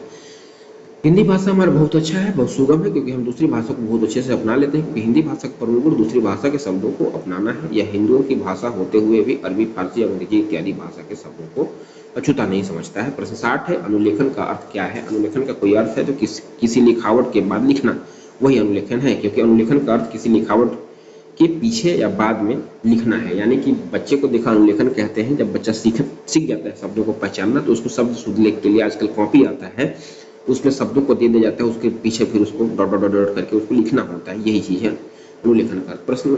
अब हम अंग्रेजी में भाग में आ गए हैं, तीसरा भाग अंग्रेजी है। अंग्रेजी का पैसेज है, पैसेज नहीं पढ़ता हूँ, उसके क्वेश्चन है उसको पढ़ता हूँ। द अंडरलाइन वर्ड्स डिपिक्ट है ना, depict is close in meaning to, तो इसका जो सही आंसर ऑप्शन नंबर 100 होगा, यानी कि ऑप्शन नंबर ये होगा 62 है। द अंडरलाइन वर्ड्स होएवेयर है ना, the underline word however is used in the sentence as, तो इसका सही आंसर ऑप्शन नंबर बी, यानी कि प्रिपरेशन। क्वेश्चन नंबर 63 है, according to the passage all of the following used damage to the painting except, तो इसका सही answer option number D, यानी कि लाइट। क्वेश्चन नंबर 64 है, in the underline expression hunting animals the words hunting is used as, तो option number B है इसका noun. उपरोक्त पैसेज में रेखांकित शब्द हंटिंग एनिमल्स में हंटिंग का प्रयोग नाउन के रूप में हुआ है। क्वेश्चन नंबर 65 है, the underline words paw hits to are close in meaning to, उसका सही आंसर ऑप्शन नंबर सी, यानी कि नोटिसेस। क्वेश्चन नंबर 66 है, what does the passage say happiness at the lexical caves in 1963, उसका सही answer option number A, यानी कि register were prohibited from entering. Question number 67 है, based on the passage what is probably true about the south of France, इसका सही answer option number D, यानी कि it has alternate या it has attract many famous artist. Question number 68 है, according to the passage which animals appear most often on the cave walls, इसका सही answer option number C, यानी कि horses. Question number 69 है, the underline words they refers to, option number B इसका सही है, यानी कि आर्टिस्ट। क्वेश्चन नंबर 70 है, why was painting inside the lexical complex a difficult task, इसका सही आंसर ऑप्शन नंबर सी, यानी कि painting materials were hard to find. Question number है, फिर एक पैसेज दिया है 71 से 75 जो है इसका है, पोएम का है, तो इसमें 71 नंबर क्वेश्चन है, वो बोलता है the expression ghosting joy in clause in meaning to, तो ऑप्शन नंबर इसका ए है, यानी कि लॉक्ड लाउडली। क्वेश्चन नंबर 72 है, the poet want the woodman to spare the tree because, option number C होगा the tree has been the poet confusion. Question number 73 देखेंगे, the poet a father present his head as a gesture of, तो option number इसका A है, यानी कि affection. Question number हम देखेंगे 74 कहते हैं the words boy is close in meaning to, तो इसका जो सही आंसर ऑप्शन नंबर ए है, यानी कि ब्रांच। क्वेश्चन नंबर 75 बोलता है the poet will guard the three with his, तो ऑप्शन नंबर बी होगा इसका हैंड। क्वेश्चन नंबर 76 है, when we want to test speaking skill we test the ability of student, option number D है। The understand the main thought. Question number 77 है when we learn a language we learn it, तो option number D है यानी कि thought meaningful practice. Question number 78 है if a child से गोस instead of went is, तो इसका सही आंसर ऑप्शन नंबर डी है यानी कि ए डेवलपमेंट एरर। क्वेश्चन नंबर 79 है the narrate a story which proper stress and intentional is a सब स्किल, तो क्वेश्चन नंबर बी है इसका यानी कि speaking skill. The narrate a story with proper stand A intentional is a सब skill, पढ़ने के लिए वो स्पीकिंग स्किल का यानी कि बोलने का जो है स्टोरी सुना रहे हैं उसके बारे में बात कर रहे हैं। क्वेश्चन नंबर 80 देखेंगे यानी कि 80 which of the skill are covered when you summarise a paragraph, तो इसका जो सही आंसर ऑप्शन नंबर बी है यानी कि रीडिंग एंड राइटिंग स्किल है। क्वेश्चन नंबर 81 है in which of the following method of approach the first language is maintain as the reference system in the acquisition of the second language, अगर कोई second language है तो grammar ट्रांसलैंग्वेज method जो है वही हमारा सेकेंड लैंग्वेज है, ऑप्शन नंबर ए सही होगा। If a person draws conclusion after है ना listening to a story it is termed as, तो इसका सही आंसर ऑप्शन नंबर सी है यानी कि listening for general underlines. Question number 83 है when the teachers ask the students to repeat some words और sentence several time it is called, तो सही आंसर ऑप्शन नंबर डी यानी कि ड्रिलिंग। क्वेश्चन नंबर 84 देखेंगे कि which language functional is being used when some say your did a good job, तो इसका जो सही आंसर है ऑप्शन नंबर बी यानी कि एप्रिसिएटिंग। क्वेश्चन नंबर 85 देखेंगे कि authentic materials can be used in the classroom, तो सही आंसर इसका ऑप्शन नंबर डी यानी कि ऑल ऑफ एबव। क्लासरूम में क्या कहते हैं the expose student to real language, बात सही है कि क्लासरूम सीखता है। To make a language learning expression more meaningful, वहाँ सही बात है मीनिंग के हिसाब से जो लैंग्वेज लर्निंग है जो एक्सपीरियंस उठाता है अनुभव प्राप्त करता है। The make language learning enjoyable, वहाँ जब बच्चा पढ़ता है तो खेल मस्ती में भी इंजॉय करता है सब लोग। क्वेश्चन नंबर 86 है student who make mistake in spelling specially omit letter in word same to have, तो इसका सही आंसर ऑप्शन नंबर डी यानी कि लर्निंग डिसेबिलिटी है, नहीं मिस्टेक कर रहा है लर्निंग करने में, तो ऑप्शन नंबर डी होगा। क्वेश्चन नंबर 87 है before starting remedial teaching solve, remedial teaching क्या है, तो बच्चों को दोबारा पढ़ाना है यानी कि फाइंड आउट स्टूडेंट है ना आर्स ऑफ वीकनेस, ठीक है। क्वेश्चन नंबर फिर हम देखेंगे 88 देखेंगे स्कीमिंग क्या है, तो quickly running on over a text to get the gist of it, तो स्कीमिंग है हम क्विकली किसी चीज को ढूंढने के लिए वहां पे पढ़ते हैं, स्कीमिंग होता है। क्वेश्चन नंबर इसमें देख पढ़ते हैं उपरोक्त प्रश्न का स्कीमिंग इज ए रीडिंग है ना technical that focus of quickly running on over a text to get the gist of it, reading कोई स्पेसिफिक चीजों को हम लोग देखने के लिए स्कीमिंग कर लेते हैं, और स्कीमिंग है क्योंकि उसका विस्तार से हम पढ़ते हैं है ना, कहानी है उसको अच्छे से पढ़ते हैं है ना, स्कीमिंग होता है उसमें स्कीमिंग और स्कैमिंग। क्वेश्चन नंबर 89 है ए गुड इवोल्यूशन सिस्टम, अगर कोई है गुड इवोल्यूशन सिस्टम तो वो है provide feedbacks to student and improve teaching learning process, option number D यही है, क्योंकि गुड अगर इवोल्यूशन है उसका अगर हम मूल्यांकन कर रहे हैं तो कैसे उसको करेंगे इसके बारे में कह रहा है। ये लास्ट नंबर है grammar teaching is more meaningful when, तो ये क्या है grammar is thought in context है नहीं, ऑप्शन नंबर ए सही होगा। प्रश्न अब गणित भाग में हम आ गए हैं 91 से हम 150 देखेंगे गणित और मैथ। 33 क्वेश्चन एक्स किरणों तथा श्वेत सूर्य का प्रकाश है, तो ऑप्शन नंबर बी है क्योंकि दोनों की चाल समान होती है, इसलिए होती है क्योंकि श्वेत सूर्य की किरणें एवं एक्स किरणें दोनों विद्युत चुंबकीय तरंगें होती हैं। श्वेत सूर्य की किरणें दृश्य प्रकाश की आवृत्ति यानी कि 10 का पावर 14 से 10 का पावर 12 हर्ट्ज में होती है, जबकि एक्स किरणें सबसे अधिक आवृत्ति यानी 10 का पावर 20 से 10 का पावर 18 हर्ट्ज की होती है। श्वेत सूर्य की किरणें तथा एक्स किरणें दोनों ही विद्युत चुंबकीय तरंगों के रूप में हैं तथा निर्वात अथवा वायु में दोनों एक ही चाल यानी कि 3 × 10 का पावर 8 मीटर प्रति सेकंड की गति से गमन करती है, यानी कि श्वेत सूर्य की किरणें क्रिस्टल संरचना की जांच के लिए उपयुक्त नहीं होती है। प्रश्न 92 है, बोलते हैं एक समान सड़क पर कोई पहिया लुढ़क रहा हो तो पहिए एक सड़क के मध्य लगने वाले घर्षण बल की दिशा होगी, अगर वो होगी तो ऑप्शन नंबर बी है यानी कि आगे की तरफ होगी। घर्षण वह प्रतिरोधक बल है जो दो वस्तुओं के बीच अपेक्षित गति का विरोध करता है। घर्षण की दिशा हमेशा ऐसी होती है कि यह दोनों वस्तुओं को सापेक्ष गति का विरोध करती है। जब एक वस्तु पहला दूसरी वस्तु की सतह पर लुढ़कती है तो दोनों की सतहों के बीच लगने वाले घर्षण बल को लेटनिक घर्षण का बल कहा जाता है। जैसे जैसे पहिया सड़क पर आगे बढ़ता है, पहिए का वह हिस्सा जो सड़क से संपर्क करता है आगे की ओर बढ़ता है। चूंकि घर्षण गति का विरोध करता है, इसलिए घर्षण बल पीछे की दिशा में कार्य करेगा। प्रश्न है 93, एक विद्यालय की 3 कक्षाओं के छात्रों की संख्या का अनुपात 4:5:6 है। यदि इन कक्षाओं में छात्रों की संख्या में वृद्धि क्रमशः 25%, 20% और 25% हो जाती है, तब छात्रों की संख्याओं का अनुपात होगा। तो सही आंसर ऑप्शन नंबर सी यानी कि 10:12:15 होगा।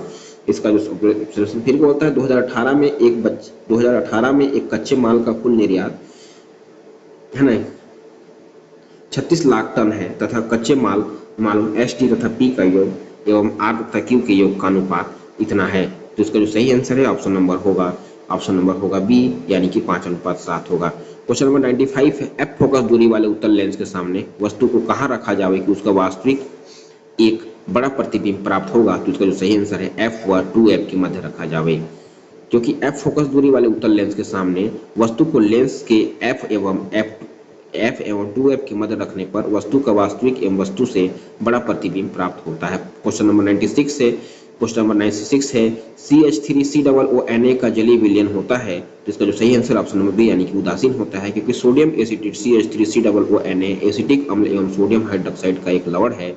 इसका जलीय विलयन उदासीन होता है।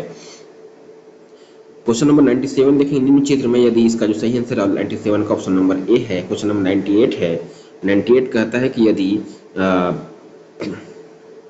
चतुर्भुज का अर्थ 1000 टन और त्रिभुज का अर्थ है 500 टन तथा वृत्त का अर्थ है 100 टन एवं चार फसलों पी, क्यू, आर तथा एस के उत्पादन निम्नवत हैं, तो इसका जो सही आंसर है वो ऑप्शन नंबर डी होगा यानी कि एस बराबर डबल आवृत्त बटे त्रिभुज।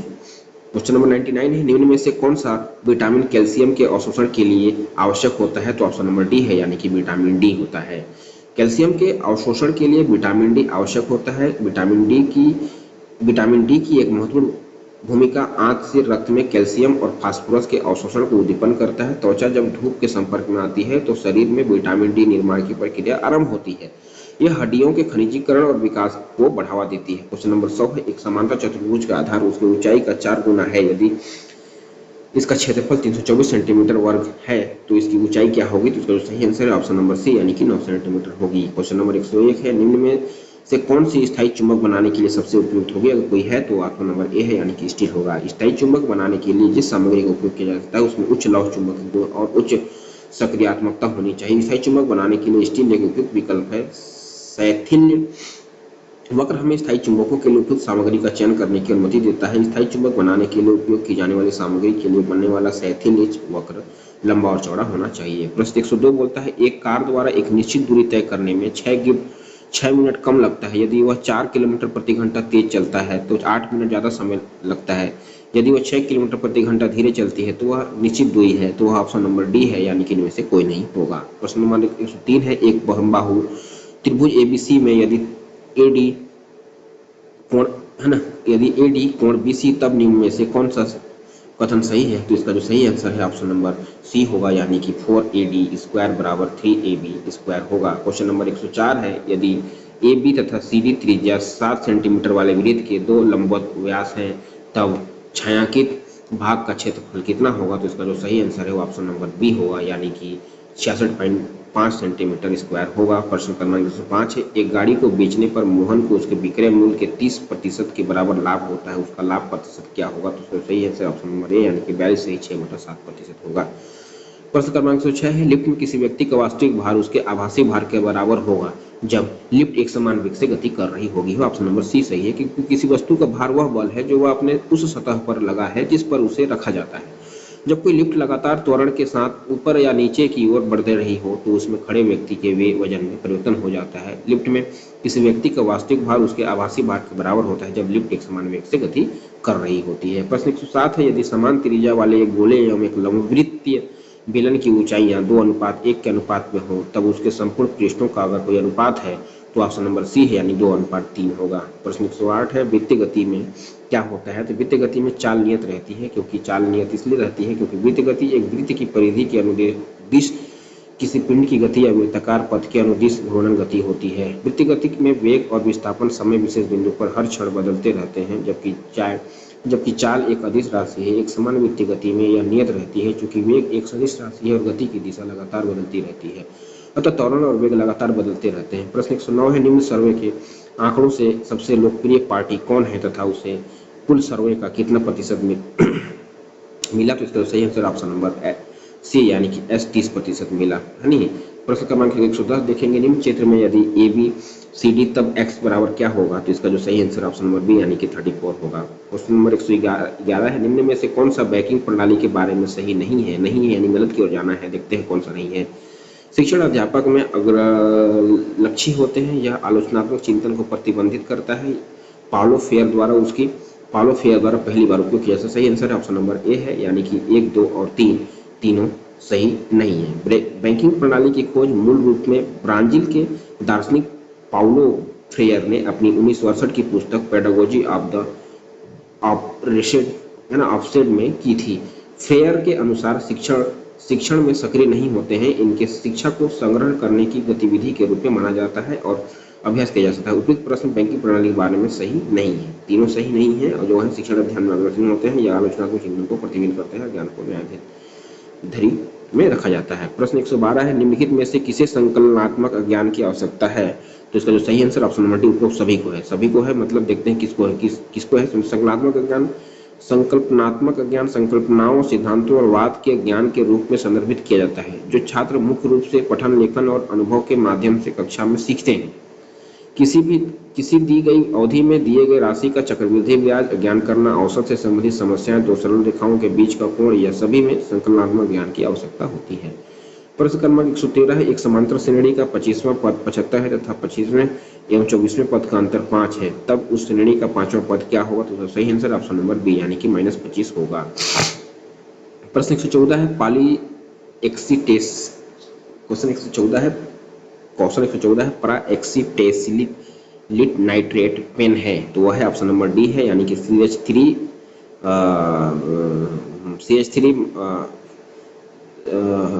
Single bound CO.ONO2 double bond O, यानी कि आंसर डी है यानी पेराक्सिलिन एसिटिक नाइट्रेट एक कार्बन यौगिक है। इसका रासायनिक सूत्र CH3COO3COO होता है। यह एक द्वितीयक पर्यावरणीय प्रदूषक के रूप में प्रकाश रासायनिक धूम्र कोहरा में पाया जाने वाला एक प्रदूषक है।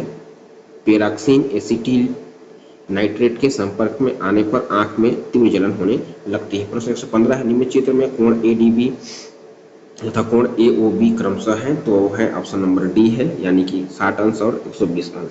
प्रश्न 116 है निम्नलिखित में से कौन सा अन्य से संबंधित है? अगर कोई है अन्य से संबंधित, कौन सा अन्य से संबंधित है? तो वो है ऑप्शन नंबर ए यानी कि सरल रेखा पर बिंदु। संख्या ऑप्शन नंबर ए सही है नहीं, असंबंधित है। यानी संख्याएं हमारे दैनिक गणितीय भाषा का एक अनिवार्य तत्व है। एक सरल रेखा पर स्थित बिंदु अन्य सभी दिए गए विकल्पों में असंबद्ध है, क्योंकि यह बिंदुओं की एक अलग अवधारणा है। यह परिमेय संख्याओं को पूर्णांकों से संबंधित नहीं है। परिमेय संख्याएं और पूर्णांक दोनों एक दूसरे से जुड़े हुए हैं, क्योंकि सभी पूर्णांक परिमेय संख्या भी होते हैं। प्रश्न 117 है निम्नलिखित अभिक्रिया में कौन सी स्पीशीज अम्ल की भांति व्यवहार कर रही है? तो है ऑप्शन नंबर डी यानी कि H2PO4। दी गई रासायनिक अभिक्रिया HPO4 = 2 + NH4 1 = 1 + H2PO4 + NH4 dihydrogen phosphate H2PO4 ion एक अम्ल की भांति कार्य कर रहा है। डाइहाइड्रोजन फास्फेट का उपयोग विभिन्न प्रकार के फार्मास्यूटिकल्स के उत्पादन में किया जाता है। डाइहाइड्रोजन फास्फेट एक कवकनाशी है के रूप में भी कार्य करता है, जिसका उपयोग फलों पर उत्पन्न होने वाले फफूंद को नियंत्रित करने के लिए किया जा सकता है। प्रश्न 118 है शुद्ध अर्धचालक में फर्मी ऊर्जा स्तर होता है, तो है ऑप्शन नंबर सी यानी कि प्रवाहकीय एवं संयोजकता बैंड के ठीक मध्य में। यानी कि वह पदार्थ जो एक अच्छा चालक या एक अच्छा कुचालक नहीं है, अर्धचालक कहलाता है। अर्थात अर्धचालक पदार्थों में सुचालक और कुचालक दोनों के गुण पाए जाते हैं। एक आंतरिक अर्धचालक में फर्मी स्तर प्रवाहकीय और वैलेंस बैंड के लगभग मध्य में होता है। फर्मी स्तर पूर्ण शून्य तापमान पर किसी सामग्री में इलेक्ट्रॉन तथा इलेक्ट्रॉनों द्वारा व्याप्त उच्चतम ऊर्जा अवस्था है। प्रश्न 119 से x किरणों की वेधन क्षमता निर्भर नहीं प्रश्न 119 से x किरणों की वेधन क्षमता निर्भर नहीं करती है, तो ऑप्शन नंबर डी है, यानी कि x किरणों को वेधन क्षमता तनु की धारा पर निर्भर नहीं करती है। बहुत अधिक ऊर्जा और बहुत कम तरंगदैर्ध्य की विद्युत चुंबकीय तरंग जिसमें अपारदर्शी सामग्री को भेदने की क्षमता होती है। एक्स किरणें कहलाती है जब बहुत अधिक ऊर्जा वाले इलेक्ट्रॉन धातु की सतह से टकराते हैं तो एक्स किरणें उत्पन्न होती है। एक्स किरणों की वेधन क्षमता इसके तरंगदैर्ध्य, ऊर्जा व विभवांतर पर निर्भर करती है। प्रश्न 120 है, यदि 1 सेकंड दोलन की लंबाई 1/3 कर दी जाए तो अब उसके दोलन का आवर्तकाल होगा, तो इसका सही आंसर ऑप्शन नंबर डी, यानी कि 4/3 सेकंड होगा। सॉरी, ऑप्शन नंबर बी होगा, 1/3 सेकंड होगा। प्रश्न क्रमांक 121 देखेंगे। 121 का सही आंसर बोरमास नियम चलेगा, इसका सही आंसर ऑप्शन नंबर बी। प्रश्न 122 है, उचित संबंध जोड़िए। उचित संबंध जोड़ते हैं, देखिए उचित संबंध जोड़िए। युग्म सूत्र अवस्था होता है सूत्र युग्म का, और स्थूलपट अवस्था होता है विनियम का, और द्विपट अवस्था होता है उपांति भवन का, और तनुसूत्र अवस्था होता है खुले लंबे पतले धागे का। प्रश्न 123 है, निम्नलिखित में से कौन सी संकल्पना ठोस बेलन का वक्र सतह क्षेत्रफल अज्ञात करने में शामिल है, तो इसका सही आंसर ऑप्शन नंबर सी सही है, क्योंकि देखते हैं किसी ठोस बेलन की वक्र सतह का क्षेत्रफल ज्ञात करने में निम्नलिखित चरण शामिल होते हैं, जिसमें से पहला है बेलन के आधार एवं शीर्ष के बेलन का क्षेत्रफल ज्ञात करना होता है। दूसरा है बेलन के आधार एवं शीर्ष के वृत्त की परिधि ज्ञात करना होता है। तीसरा है बेलन की परिधि एवं बेलन की ऊंचाई का गुणनफल एक आयत का क्षेत्रफल ज्ञात करना होता है। प्रश्न 124 है, लीनियस का वर्गीकरण निम्न में से किस प्रकार का होता है। अगर लीनियस का वर्गीकरण है तो अर्धजाति विकृति होता है। लीनियस का वर्गीकरण निम्न में से किस प्रकार का होता है, इसका सही आंसर ऑप्शन नंबर बी, यानी कि कृत्रिम होता है। कार्ल लीनियस का वर्गीकरण कृत्रिम प्रकार का है। कृत्रिम प्रणाली जीवों की एक या कुछ स्थूल एवं सतही रूपात्मक विशेषताओं की तुलना पर आधारित है, जो जीवों की आसान पहचान में सहायक है। कुछ यौन विशेषताओं की अनुपस्थिति या उपस्थिति पर आधारित है, जैसे पादपों में पुकेसर और कार्पेल की कुल संख्या। कार्ल लीनियस को वर्गीकी का जनक कहा जा सकता है। प्रश्न 125 से एक सोडियम हाइड्रोक्साइड उदासीन करने के लिए 10 ml के 0.5 सोडियम वाले सल्फ्यूरिक अम्ल की आवश्यकता होती है। सोडियम हाइड्रोक्साइड का आयतन क्या होगा, तो इसका जो सही आंसर है ऑप्शन नंबर ए होगा, यानी कि 5 मिली होगा। प्रश्न 126 से बोर्डमास नियम लागू होगा, इसका जो सही आंसर ऑप्शन नंबर बी, यानी कि 1 होगा। प्रश्न 127 है, यदि 4 स्कूल लो पी, क्यू, आर और एस में प्रवेश क्रमशः 1200, 500, 800, 900 थे, तब निम्न आंकड़ों के आधार पर किसी स्कूल से अधिकतम छात्र पास हुए हैं, तो इसका जो सही आंसर है ऑप्शन नंबर ए होगा, क्योंकि ऑप्शन नंबर ए होगा, यानी कि पी। सब ऑप्शन नंबर ए होगा, यानी कि पी। स्कूल पी में उत्तीर्ण छात्र 12,030/100, हाँ 12,030/100 बराबर -3600, 12,030/100 3600, फिर है 500, 60, 30, 60, 40, हाँ ऐसे लिया, ठीक है। क्वेश्चन नंबर 128 है, वर्ष 2015 से वर्ष 2018 के बीच प्रति क्विंटल आयात मूल्य सर्वाधिक कब रहा है, तो इसका सही आंसर है ऑप्शन नंबर ए, यानी कि 2015 में रहा है। प्रश्न क्रमांक 129 है, प्रकाश एवं ध्वनि तरंगों में कौन सा गुण समान नहीं है, यानी गलत की बात करें तो वह ध्रुवण है, क्योंकि ध्वनि तरंगे अनुदैर्ध्य तरंगे होती हैं और प्रकाश तरंगे अनुप्रस्थ तरंगे होती हैं। ध्वनि तरंगे माध्यम में संपीड़न और विरलन के द्वारा यात्रा करती है। प्रकाश तरंगों को यात्रा करने के लिए माध्यम की आवश्यकता नहीं होती है। ध्वनि और प्रकाश दोनों तरंगे परावर्तन, अपवर्तन और तरंगों के व्यतिकरण के नियम का पालन करती हैं। ध्रुवण केवल प्रकाश तरंगों के साथ होता है। प्रश्न 130 से खसरा रोग से निम्न में से कौन सा अंग प्रभावित होता है, तो खसरा अंग से कोई अंग प्रभावित होता है तो त्वचा या और श्वसन नाल होता है, क्योंकि ऑप्शन नंबर बी सही, क्योंकि खसरा एक अत्यधिक संक्रामक रोग है जो मार्विली वायरस के कारण होता है। यह रोग त्वचा और श्वसन नाल को प्रभावित करता है। प्राथमिक लक्षणों में आमतौर पर बुखार, खांसी, नाक बहना यानी कि और आंखों में सूजन शामिल है। छोटे सफेद धब्बे, पोप्टिक स्पॉट लक्षण शुरू होने के 2 या 3 दिन बाद मुंह के अंदर बन सकते हैं। यह एक वायुजनित रोग है जो संक्रमित लोगों के खांसने और छींकने के एक खींचने से एक व्यक्ति से दूसरे व्यक्ति तक आसानी से फैलता है। श्वसन खसरा श्वसन नाल को संक्रमित करता है और फिर पूरे शरीर में फैला जाता है। प्रश्न 130 है, एक पूर्ण तरंग दृष्टिकारी में यदि निवेशी आवृत्ति 50 हर्ट्ज है तो निर्गत आवृत्ति होगी। तो इसका जो सही आंसर है ऑप्शन नंबर बी यानी कि 100 हर्ट्ज होगा, क्योंकि दृष्टिकारी वह उपकरण है जो प्रत्यावर्ती धारा को दृश्य धारा में परिवर्तित करता है। पूर्ण तरंग वाले दृष्टिधारी में धनात्मक अर्ध चक्र के दौरान एक डायोड संचालित होती है और आउटपुट प्रदान करता है। उसी प्रकार ऋणात्मक अर्ध चक्र में दूसरा डायोड संचालित होता है और आउटपुट प्रदान करता है। इसलिए एक समय पर केवल एक डायोड एक अर्ध चक्र के लिए चालू होगा।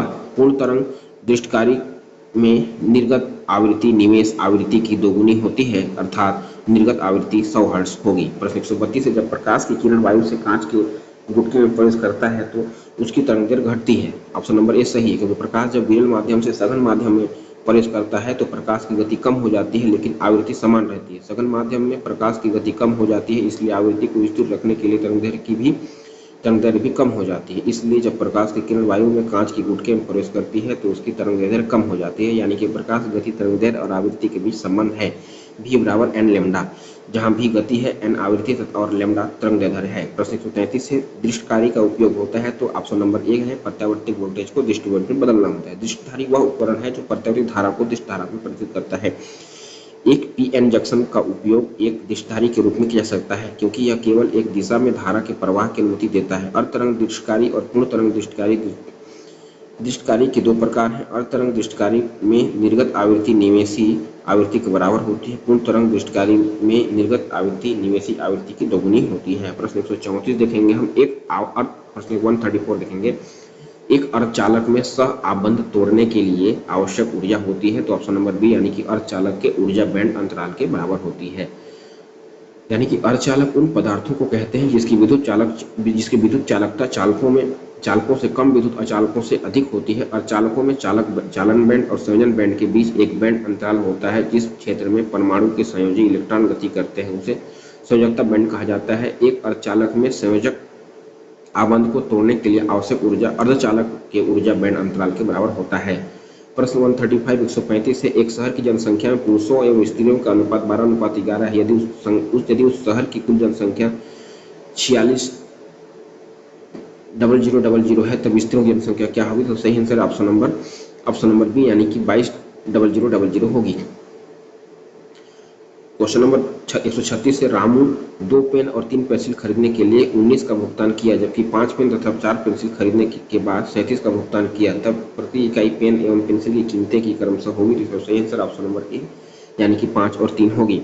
प्रश्न 137 से उचित संबंध जोड़िए। उचित संबंध है कि डिप्थीरिया जो है कारिनोबैक्टीरियम के कारण होता है, हैजा जो है विब्रियो कॉलोनी के द्वारा होता है, टीबी जो है माइको बैक्टीरियम के द्वारा होता है, खसरा जो है विषाणु रोग के द्वारा होता है, टाइफाइड जो है सल्मोनेला टाइफी के द्वारा होता है। प्रश्न 138 से 16 सेंटीमीटर लंबाई 12 सेंटीमीटर चौड़ाई तथा 8 सेंटीमीटर मोटाई वाले एक आयताकार लकड़ी के टुकड़े से बराबर आयतन के कम से कम कितने घन बनाए जा सकते हैं, जिसकी संख्या की पूर्ण संख्या होती है। ऑप्शन नंबर डी यानी कि 24 होती है।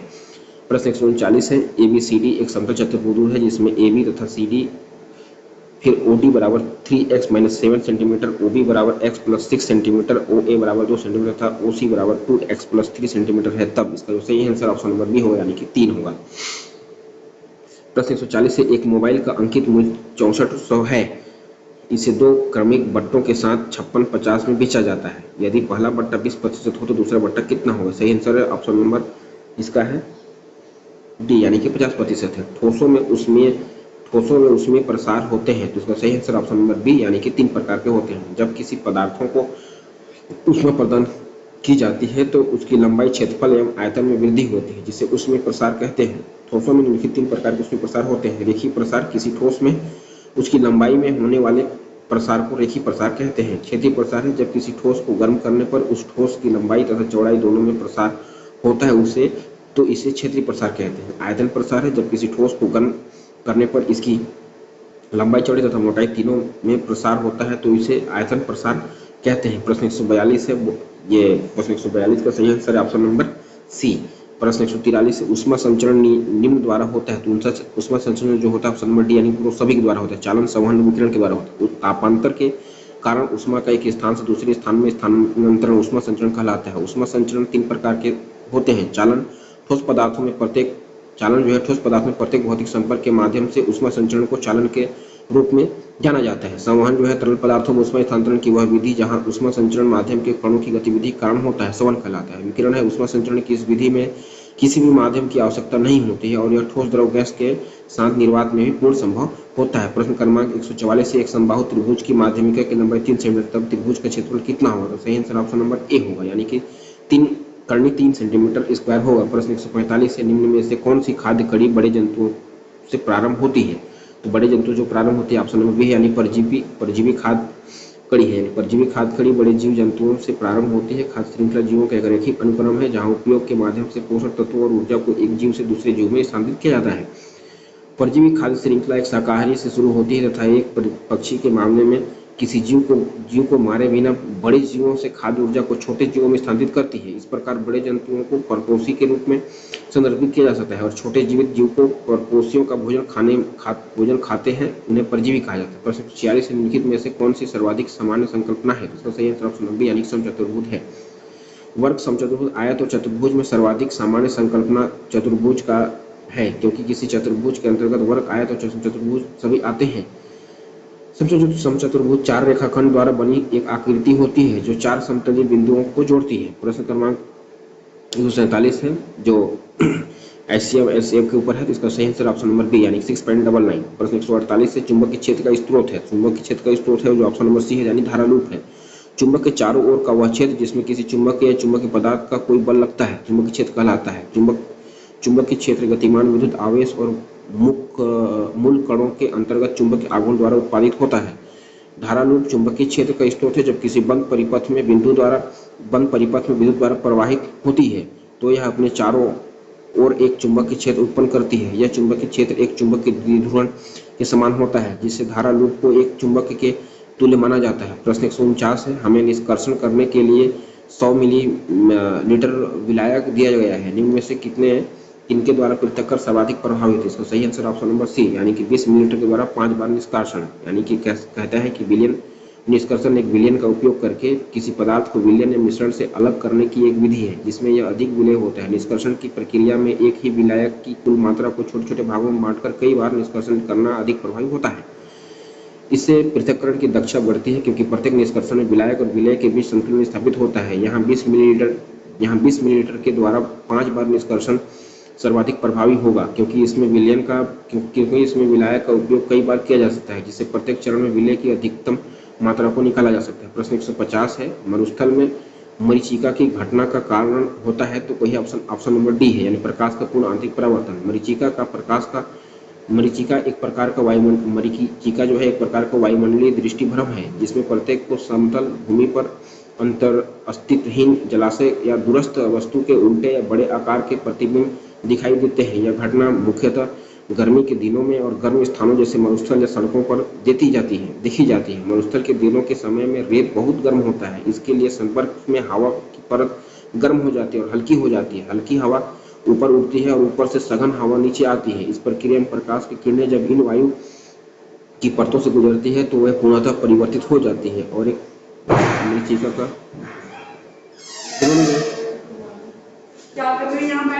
मैं यहाँ पढ़ा था, आप बैठेंगे? मैं चले जाऊँ? हाँ, नहीं कोई दिक्कत नहीं।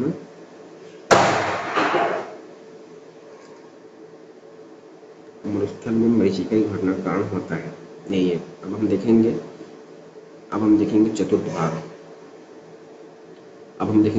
भाग सामाजिक अध्ययन निःशुल्क एवं अनिवार्य बाल शिक्षा का अधिकार अधिनियम 2009 किसके लिए बनाया गया था? तो इसका जो सही आंसर ऑप्शन नंबर बी यानी कि दिव्यांग बच्चों के लिए बनाया गया था। निःशुल्क एवं अनिवार्य बाल शिक्षा का अधिकार अधिनियम 2009 RTE एक्ट 2009 भारतीय संसद द्वारा 4 अगस्त 2009 को पारित किया गया था। भारतीय संविधान के अनुच्छेद 21A के अनुसार यह भारत में 6 से 14 वर्ष की आयु के सभी बच्चों के लिए मुफ्त और अनिवार्य शिक्षा का प्रावधान करता है। यह अधिनियम 11 अप्रैल 2010 को लागू हुआ। प्रश्न 92 देखेंगे, भारत में निम्नलिखित में से किस प्रकार की वर्षा नहीं होती है यानी कि ऑप्शन नंबर हम जाएंगे नहीं होती है, यानी ऑप्शन नंबर हम बी की जाएंगे मूसलाधार वर्षा, क्योंकि संघनन क्रिया में जलवाष्प से नमी मुक्त होने की अवस्था को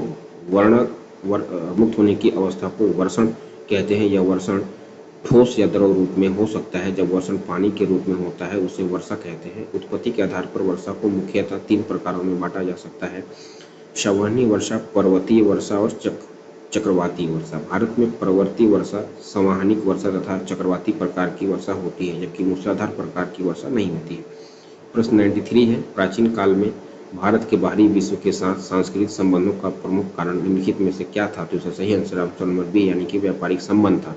प्राचीन काल में भारत के बाहरी विश्व के साथ सांस्कृतिक संबंधों का प्रमुख कारक व्यापारिक संबंध था। सिंधु घाटी सभ्यता के दौरान भी भारत के भूमि और समुद्र दोनों के द्वारा बाहरी दुनिया के साथ व्यवहार करते थे। प्राचीन काल में भारत का मेसोपोटामिया, फारस और बेबीलोन के साथ व्यापारिक संबंध थे। प्रश्न 94 है, संविधान की प्रस्तावना में उल्लिखित निम्नलिखित को क्रम में रखिए। तो इसका जो सही क्रम है वो देखते हैं, ऑप्शन नंबर डी। संविधान की प्रस्तावना द्वारा अपने नागरिकों को 5 प्रकार की स्वतंत्रता सुनिश्चित करने का संकल्प व्यक्त किया गया है, जिसका क्रम है: विचार, अभिव्यक्ति, विश्वास, धर्म और उपासना की स्वतंत्रता है। प्रश्न 95 है, इस राज्य में गांधी ने अपने प्रथम आगमन के समय किस हेतु दान एकत्र किया था? तो इसका सही आंसर ऑप्शन नंबर सी यानी कि तिलक स्वराज फंड। राज्य में गांधी जी ने अपने प्रथम आगमन के समय तिलक स्वराज फंड हेतु दान एकत्र दिया था। असहयोग आंदोलन के लिए धन जुटाने के उद्देश्य से बाल गंगाधर तिलक की मृत्यु के पश्चात उनकी याद में महात्मा गांधी द्वारा तिलक स्वराज फंड की स्थापना की गई थी, जिसका लक्ष्य 1 करोड़ रुपए एकत्र करना था। प्रश्न 96 से सामाजिक विज्ञान में प्रयोजना कार्य क्यों किया जा सकता है? तो इसका जो सही आंसर ऑप्शन नंबर डी यानी कि बच्चों के रचनात्मक कौशल का विकास होता है। सामाजिक विज्ञान में प्रयोजना प्रकार बच्चों के विशिष्ट ज्ञान कौशल को विकसित करने तथा उनको स्वतंत्र सोच, आत्मविश्वास तथा सामाजिक जिम्मेदारी को बढ़ावा देने के लिए बच्चों की भागीदारी और उनमें प्रेरणा जागृत करने और उनमें सुधार पर आधारित है। इससे यह निष्कर्ष निकलता है कि बच्चे के रचनात्मक कौशल को विकसित करने के लिए सामाजिक विज्ञान के प्रयोजना प्रकार किया जाता है। प्रश्न 97 है, 1576 ईस्वी में हल्दी घाटी का प्रसिद्ध युद्ध निम्नलिखित में से किनके बीच लड़ा गया था? तो इसका जो ऑप्शन नंबर है वो बी, अकबर राणा प्रताप के द्वारा। 1576 ईस्वी में हल्दी घाटी का प्रसिद्ध युद्ध महाराणा प्रताप और मुगल बादशाह अकबर के बीच लड़ा गया था। अकबर की सेना का नेतृत्व आमेर के राजा मान सिंह प्रतिमा ने किया था, जबकि इस युद्ध में महाराणा प्रताप को मुख्य रूप से भील जनजाति का सहयोग मिला है। सही क्या है? सही ऑप्शन नंबर बी है। बी कहता है, ऑप्शन नंबर बी है यानी कि बी और सी सही है। भारतीय संविधान के अनुच्छेद 18 द्वारा राज्य को उपाधियां प्रदान करने तथा नागरिकता और अनागरिकों को उपाधियां प्रदान करने से प्रतिषिद्ध किया गया है। अनुच्छेद 18(2) के अनुसार कोई भारतीय नागरिक किसी विदेशी राज्य से कोई उपाधि धारण नहीं करेगा। अनुच्छेद 18(3) के अनुसार ऐसे विदेशी व्यक्ति जो भारत में कोई लाभ या विश्वास का पद धारण करता है के बारे में उपबंध करता है, ऐसी व्यक्ति किसी विदेशी राज्य से कोई उपाधि राष्ट्रपति की सहमति से ही ग्रहण कर सकता है, अन्यथा नहीं। अतः स्पष्ट है कि कथन बी और सी सत्य है। प्रश्न 99 है, किस वर्ष तमिलनाडु तट को सुनामी ने सर्वाधिक प्रभावित किया था? तो इसका सही आंसर ऑप्शन नंबर यानी 2004 में। 26 दिसंबर 2004 को हिंद महासागर में आने वाली विनाशकारी सुनामी ने तमिलनाडु तट सहित दक्षिणी प्रायद्वीपीय भारतीय तटीय क्षेत्रों को सर्वाधिक प्रभावित किया था। आधिकारिक आंकड़ों के अनुसार भारत में 136 लोगों की मौत हो गई थी, जिसमें से अधिकांश मौतें तमिलनाडु में हुई थी। यह 9.1 से 9.3 तीव्रता का एक भूकंप था, जिसका केंद्र बंगाल की खाड़ी में था। प्रश्न नंबर 100 है, यानी कि निम्नलिखित में से कौन सी जोड़ी कंपनी के गवर्नर जनरल एवं उसके युद्ध सुमिलित नहीं है? तो इसका सही आंसर ऑप्शन नंबर बी यानी कि लॉर्ड वेलेस्ली तृतीय मैसूर युद्ध सही नहीं है। बाकी सही सुमेलित को देखते हैं। जब कंपनी के गवर्नर जनरल एवं उसके संबंधित युद्ध का सुमेलन निम्नलिखित है। निम्नलिखित में कौन कौन से हैं? गवर्नर जनरल देखेंगे, एक साइड में गवर्नर जनरल है, फिर युद्ध है वर्ष देखेंगे तो बोरेन हेस्टिंगस रोहिला युद्ध जो है 1774, लॉर्ड कॉर्नवालिस है, तृतीय आंग्ल मैसूर युद्ध 1790 से 92 ईस्वी में है। फिर लॉर्ड हेस्टिंगस है, तृतीय आंगन मराठा युद्ध यह है 1817 से 19 ईस्वी में है। फिर लॉर्ड हार्डिंग है, प्रथम आंगन सिख युद्ध 1845 से 46 ईस्वी में।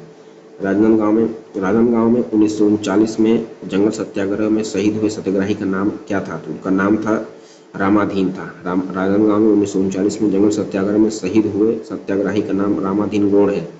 राजनांदगांव के एक वन ग्राम बदराटोला या यहाँ बदारोला था, यहाँ पर बुधराम साहू के नेतृत्व में जनवरी 1939 में वन सत्याग्रह करने की घोषणा की गई थी। प्रश्न 102 है, निम्नलिखित भक्ति संतों ने जाति प्रथा की पुरानी व्यवस्था तोड़कर सामाजिक सद्भाव स्थापित किया है? तो इसका सही आंसर ऑप्शन नंबर ए है, यानी कि ए बी और सी दोनों है।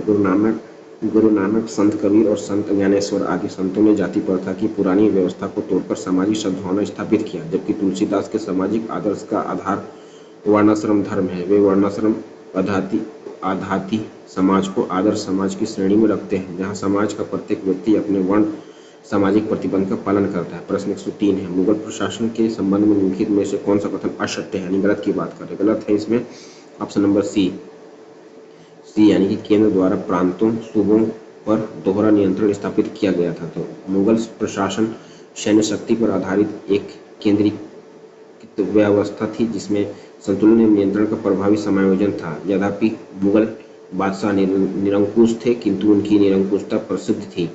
मुगल काल में सम्राट के पास सर्वोच्च शक्ति थी, जो सैयद इस्लामी कानून पर आधारित कानून बनाता था।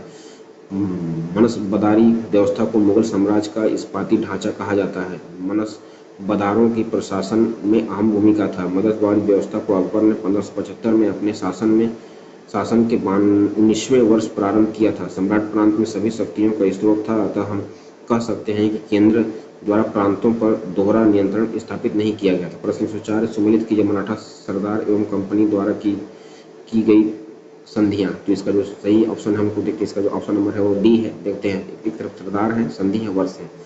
तो रघुजी भोसले प्रथम, देवगांव की संधि 17 दिसंबर 1803। फिर दौलत राव सिंधिया सुरजी अंजनगांव की संधि 30 दिसंबर 1803। फिर है यशवंत होलकर राजपुर घाट की संधि 1804। फिर है बाजीराव द्वितीय बेसिन की संधि 31 दिसंबर 1802। प्रश्न 105 है, मध्यकालीन भारत के भक्त आंदोलन के संबंध में निम्नलिखित में से कौन सा कथन असत्य है? असत्य यानी गलत की बात कर रहा हूँ। ऑप्शन नंबर बी है, मुस्लिम शासन काल में हिंदू धर्म पर हुआ इस्लाम के अतिक्रमण की प्रतिक्रिया के रूप में इसका पुनरुद्भव हुआ, यानी कि ऑप्शन नंबर बी कहता है कि मध्यकाल में भारत में भक्ति आंदोलन का प्रादुर्भाव मुस्लिम शासनकाल में हिंदू धर्म पर हुए इस्लाम के अतिक्रमण को प्रतिक्रिया के रूप में नहीं हुआ था, बल्कि भक्ति आंदोलन का उद्देश्य हिंदू धर्म एवं समाज में सुधार तथा इस्लाम एवं हिंदू धर्म में समन्वय स्थापित करना था।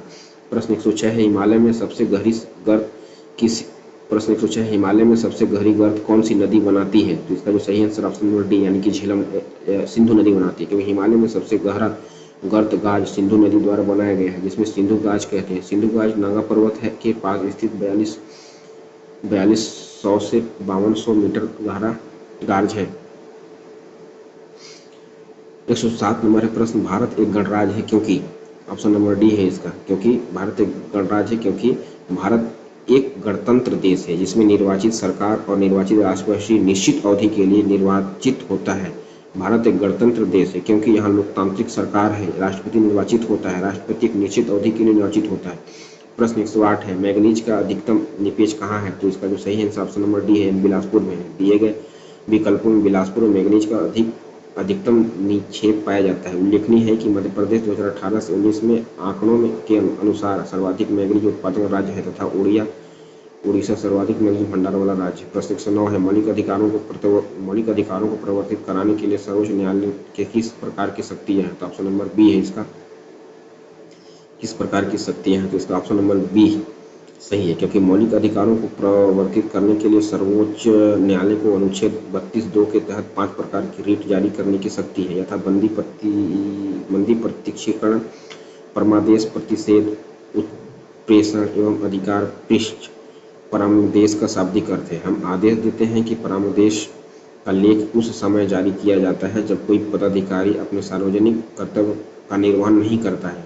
इस आज्ञा पद से के आधार पर पदाधिकारी को उसके कर्तव्य का पालन करने का आदेश दिया जाता है, जबकि अभिप्रेरण के द्वारा अधीनस्थ न्यायालयों को अपने समक्ष प्रस्तुत मामलों को मामलों को वरिष्ठ न्यायालय को भेजने का निर्देश देता है। प्रश्न 110 से भक्ति आंदोलन और सूफीवाद के परिणाम स्वरूप निम्नलिखित में से किन क्षेत्रों में हिंदू मुस्लिम साहित्यिक समागम हुआ है? तो इसका जो सही आंसर ऑप्शन नंबर सी यानी कि ए और बी दोनों हुए हैं, संगीत और साहित्य दोनों है। भक्ति आंदोलन और सूफीवाद के परिणाम स्वरूप संगीत और साहित्य दोनों में हिंदू मुस्लिम सांस्कृतिक समागत हुआ। सूफियों ने संगीत के विकास के में योगदान दिया। सूफियों के संगीत स्वभाव में भारत में ईरानी राग एवं रागिनियों का विस्तार हुआ तथा कुछ नए नए संगीत यंत्रों जैसे सितार, तबला और नए संगीत राग जैसे एमन, होर, राजगिरी, कव्वाली आदि का विकास हुआ था। भारत एक साहित्य के स्रोत में भी सूफियों में अविस्मरणीय योगदान दिया। सूफियों के खाकाहों में उर्दू भाषा का विकास हुआ तथा कुतुम्बन, मंझन, जायसी एवं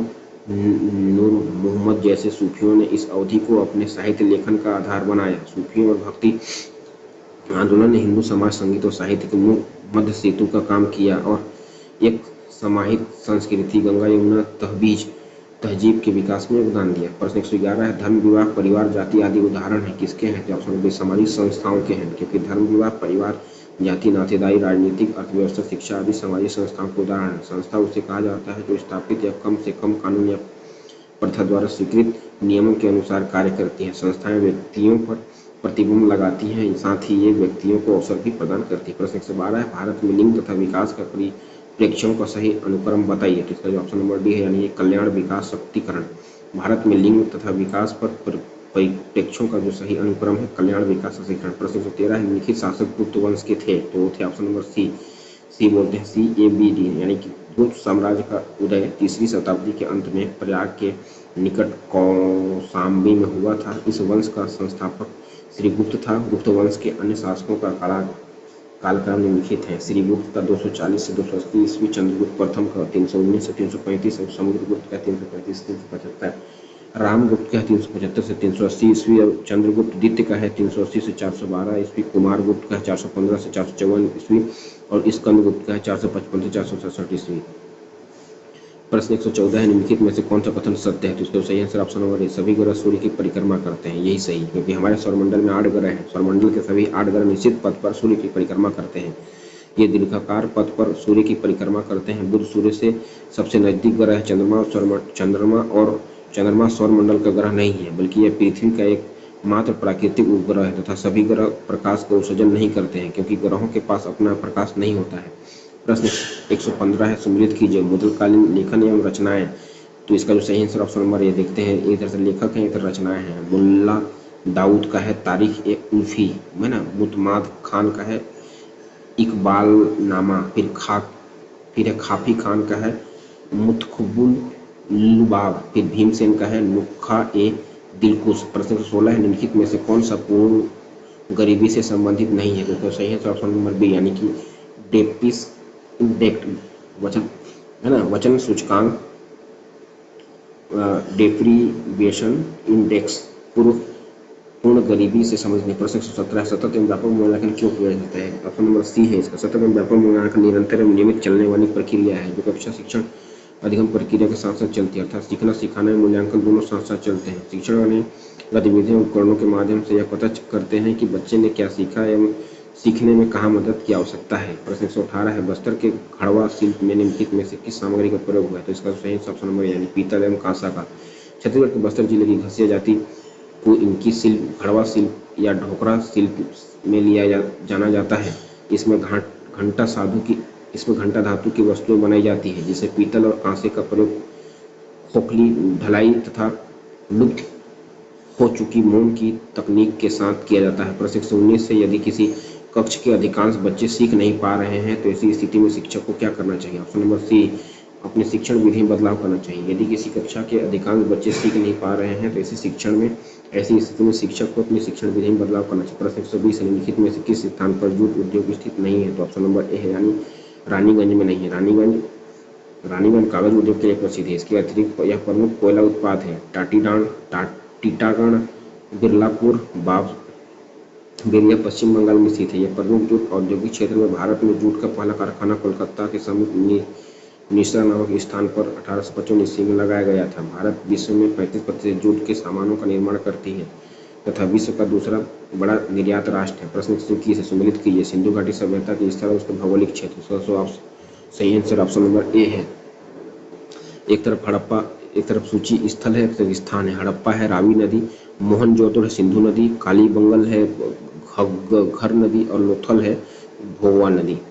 प्रश्न 122 है संविधान सभा के सदस्यों ने खालिस्तान को भारतीय संविधान पर हस्ताक्षर किए थे। तो इसका सही आंसर ऑप्शन नंबर 24 जनवरी 1950 को किए थे। भारतीय संविधान सभा का निर्माण भारत के संविधान की रचना के लिए किया गया था। संविधान सभा की कार्यवाही 13 दिसंबर 1946 को जवाहरलाल नेहरू द्वारा पेश किए गए उद्देश्यों प्रस्तावों के साथ प्रारंभ हुई थी। प्रमुख घटनाक्रम 26 नवंबर 1949 संविधान सभा ने भारतीय संविधान को स्वीकार किया, उसके लिए कुछ धाराओं को लागू किया गया था। 24 जनवरी 1950 संविधान सभा के सदस्यों ने संविधान पर हस्ताक्षर किया। 26 जनवरी 1950 को संपूर्ण भारतीय संविधान लागू किया गया था, है ना। 123 प्रश्न है। यह किसकी युक्ति है कि परिवार वे कारखाने हैं जहां मानव व्यक्तियों का उत्पाद होता है। जो सही आंसर ऑप्शन नंबर बी है, DHJ मॉर्गन। परिवार वे कारखाने हैं जहां मानव व्यक्तियों का उत्पादन होता है। यह उत्पत्ति प्रसिद्ध अमेरिकी समाजशास्त्री टैकार्ट पार्सन का है, टैकार्ट पार्सन्स का है। प्रश्न 124 है यदि उपराष्ट्रपति को पद से हटा दिया गया तो क्या होगा। तो इसका जो सही आंसर नया चुनाव होने तो उपराष्ट्रपति का पद रिक्त रहेगा। अनुच्छेद 68 के अनुसार उपराष्ट्रपति की पदावधि की समाप्ति से हुई रिक्त को भरने के लिए निर्वाचन पदावधि की समाप्ति के पूर्व ही करा लिया जाएगा, जबकि उसकी मृत्यु पदच्युत पर त्यागपत्र के कारण हुई पद रिक्त को भरने के लिए यथाशीघ्र निर्वाचन कराया जाएगा। 68(2) ध्यातव्य है कि संविधान में कार्यवाही उपराष्ट्रपति नियुक्त किए जाने का कोई प्रावधान नहीं है। प्रश्न 125 है यदि आपकी कक्षा में दिव्यांग बच्चे हैं तो आप क्या करेंगे। तो इसका सही आंसर ऑप्शन नंबर सी, अनुशासन सीखने में मदद करेंगे। कहता है किसी भी शिक्षक कक्षा में यदि दिव्यांग बच्चे हैं तो वह शिक्षक आवश्यकता और सीखने में मदद करेंगे। किसी भी शिक्षक के लिए बच्चों के साथ समान व्यवहार करना महत्वपूर्ण होता है, क्योंकि एक कक्षा में विभिन्न प्रकार के छात्र हो सकते हैं, जिसमें विकलांग और दिव्यांग भी शामिल हैं। सबसे बुनियादी और महत्वपूर्ण है कि शिक्षकों को आवश्यकतानुसार पढ़ने पर छात्रों की मदद के लिए तत्पर रहना चाहिए। जब भी विशेष बच्चे को जरूरत महसूस हो तो शिक्षक को हमेशा स्वयं उपलब्ध रहना चाहिए। प्रश्न 126 से निम्नलिखित जोड़ी वेद एवं उससे संबंध ब्राह्मण ग्रंथ सम्मिलित किए। सही आंसर ऑप्शन नंबर डी, अर्थवेद और सप्तपद। देखते हैं, एक तरफ वेद है, एक तरफ ब्राह्मण ग्रंथ है। ऋग्वेद है ऐतरेय व कौशितकी है, यजुर्वेद है तैत्तिरीय व शतपथ है, सामवेद है पंचवीस कौधुम और जैमिनीय है, अर्थवेद है भूपत है। प्रश्न 127 से संविधान के अनुच्छेद 361 के अनुसार कौन न्यायालय के प्रति जवाबदार नहीं है। तो ऑप्शन नंबर सी है, ABC तीनों नहीं है, राष्ट्रपति, राज्यपाल और राज्य प्रमुख नहीं है। भारतीय संविधान के अनुच्छेद 361 के अनुसार राष्ट्रपति, राज्यपाल या किसी राज्य का प्रमुख अपने कार्यकाल की शक्तियों और कर्तव्यों के पालन और उसके द्वारा किए जाने वाले किसी भी कार्य के लिए किसी न्यायालय में जवाबदारी नहीं होगा। प्रश्न 128 है संविधान के भाग 12 के संदर्भ में सम्मिलित कीजिए। तो जो है ऑप्शन नंबर बी सही है ना। ए है अध्याय 1 के भाग 3 में है वित्त है, अध्याय 2 के भाग 1 में है उधार लेना, अध्याय 3 के भाग 4 में है संपत्ति संविधान अधिकार और अध्याय 5 के 2 में है संपत्ति का अधिकार। प्रश्न 129 से कोया जनजाति किस जिले में निवास करते हैं। इसका सही आंसर ऑप्शन नंबर ए यानी कि बीजापुर में। कोया जनजाति मुख्य रूप से छत्तीसगढ़ के सुकमा और बीजापुर जिले में निवास करती है। कोया एक प्राचीन जनजाति है। प्राचीन काल में जनजाति की पहचान एक योद्धा के रूप में की जाती है। प्रश्न 123 से सबसे लंबी पर्वतमाला है। तो इसका जो सही आंसर ऑप्शन नंबर बी यानी कि एंडीज पर्वत है। विश्व की सबसे लंबी पर्वतमाला दक्षिण अमेरिका में स्थित एंडीज पर्वतमाला है। यह विश्व की दूसरी सबसे ऊंची पर्वतमाला भी है। एंडीज पर्वतमाला मोरदार पर्वत श्रृंखला का उदाहरण है। इसकी सर्वाधिक ऊंची चोटी एकांगीगुआ है। प्रश्न 131 देखेंगे हम, सामाजिक विज्ञान पढ़ाने की सर्वोच्च विधि कौन सी है। तो इसका सही आंसर ऑप्शन नंबर बी निगमन विधि। सामाजिक विज्ञान पढ़ाने की सर्वोत्तम विधि निगमन विधि है। निगमन विधि में शिक्षा के प्रति शिक्षक केंद्रित उपागम है। अवधारणाओं और सामान्यीकरणों को पहले छात्रों से परिचित कराया जाता है। इसके पश्चात अधिगम में सहायता के लिए विशिष्ट उदाहरण गतिविधियां दी जाती है। प्रश्न 132 छत्तीसगढ़ के किस जिले में अनुसूचित जनजातियों का प्रतिशत अधिक है। तो वह ऑप्शन नंबर डी बस्तर में। छत्तीसगढ़ का बस्तर जिला आदिवासी आबादी के लिए जाना जाता है। इस जिले में कुल अनुसूचित जनजाति का लगभग 63% निवास करता है। बस्तर जिले में गोंड, अबुझ एवं मरिया आदि जनजाति पाई जाती है।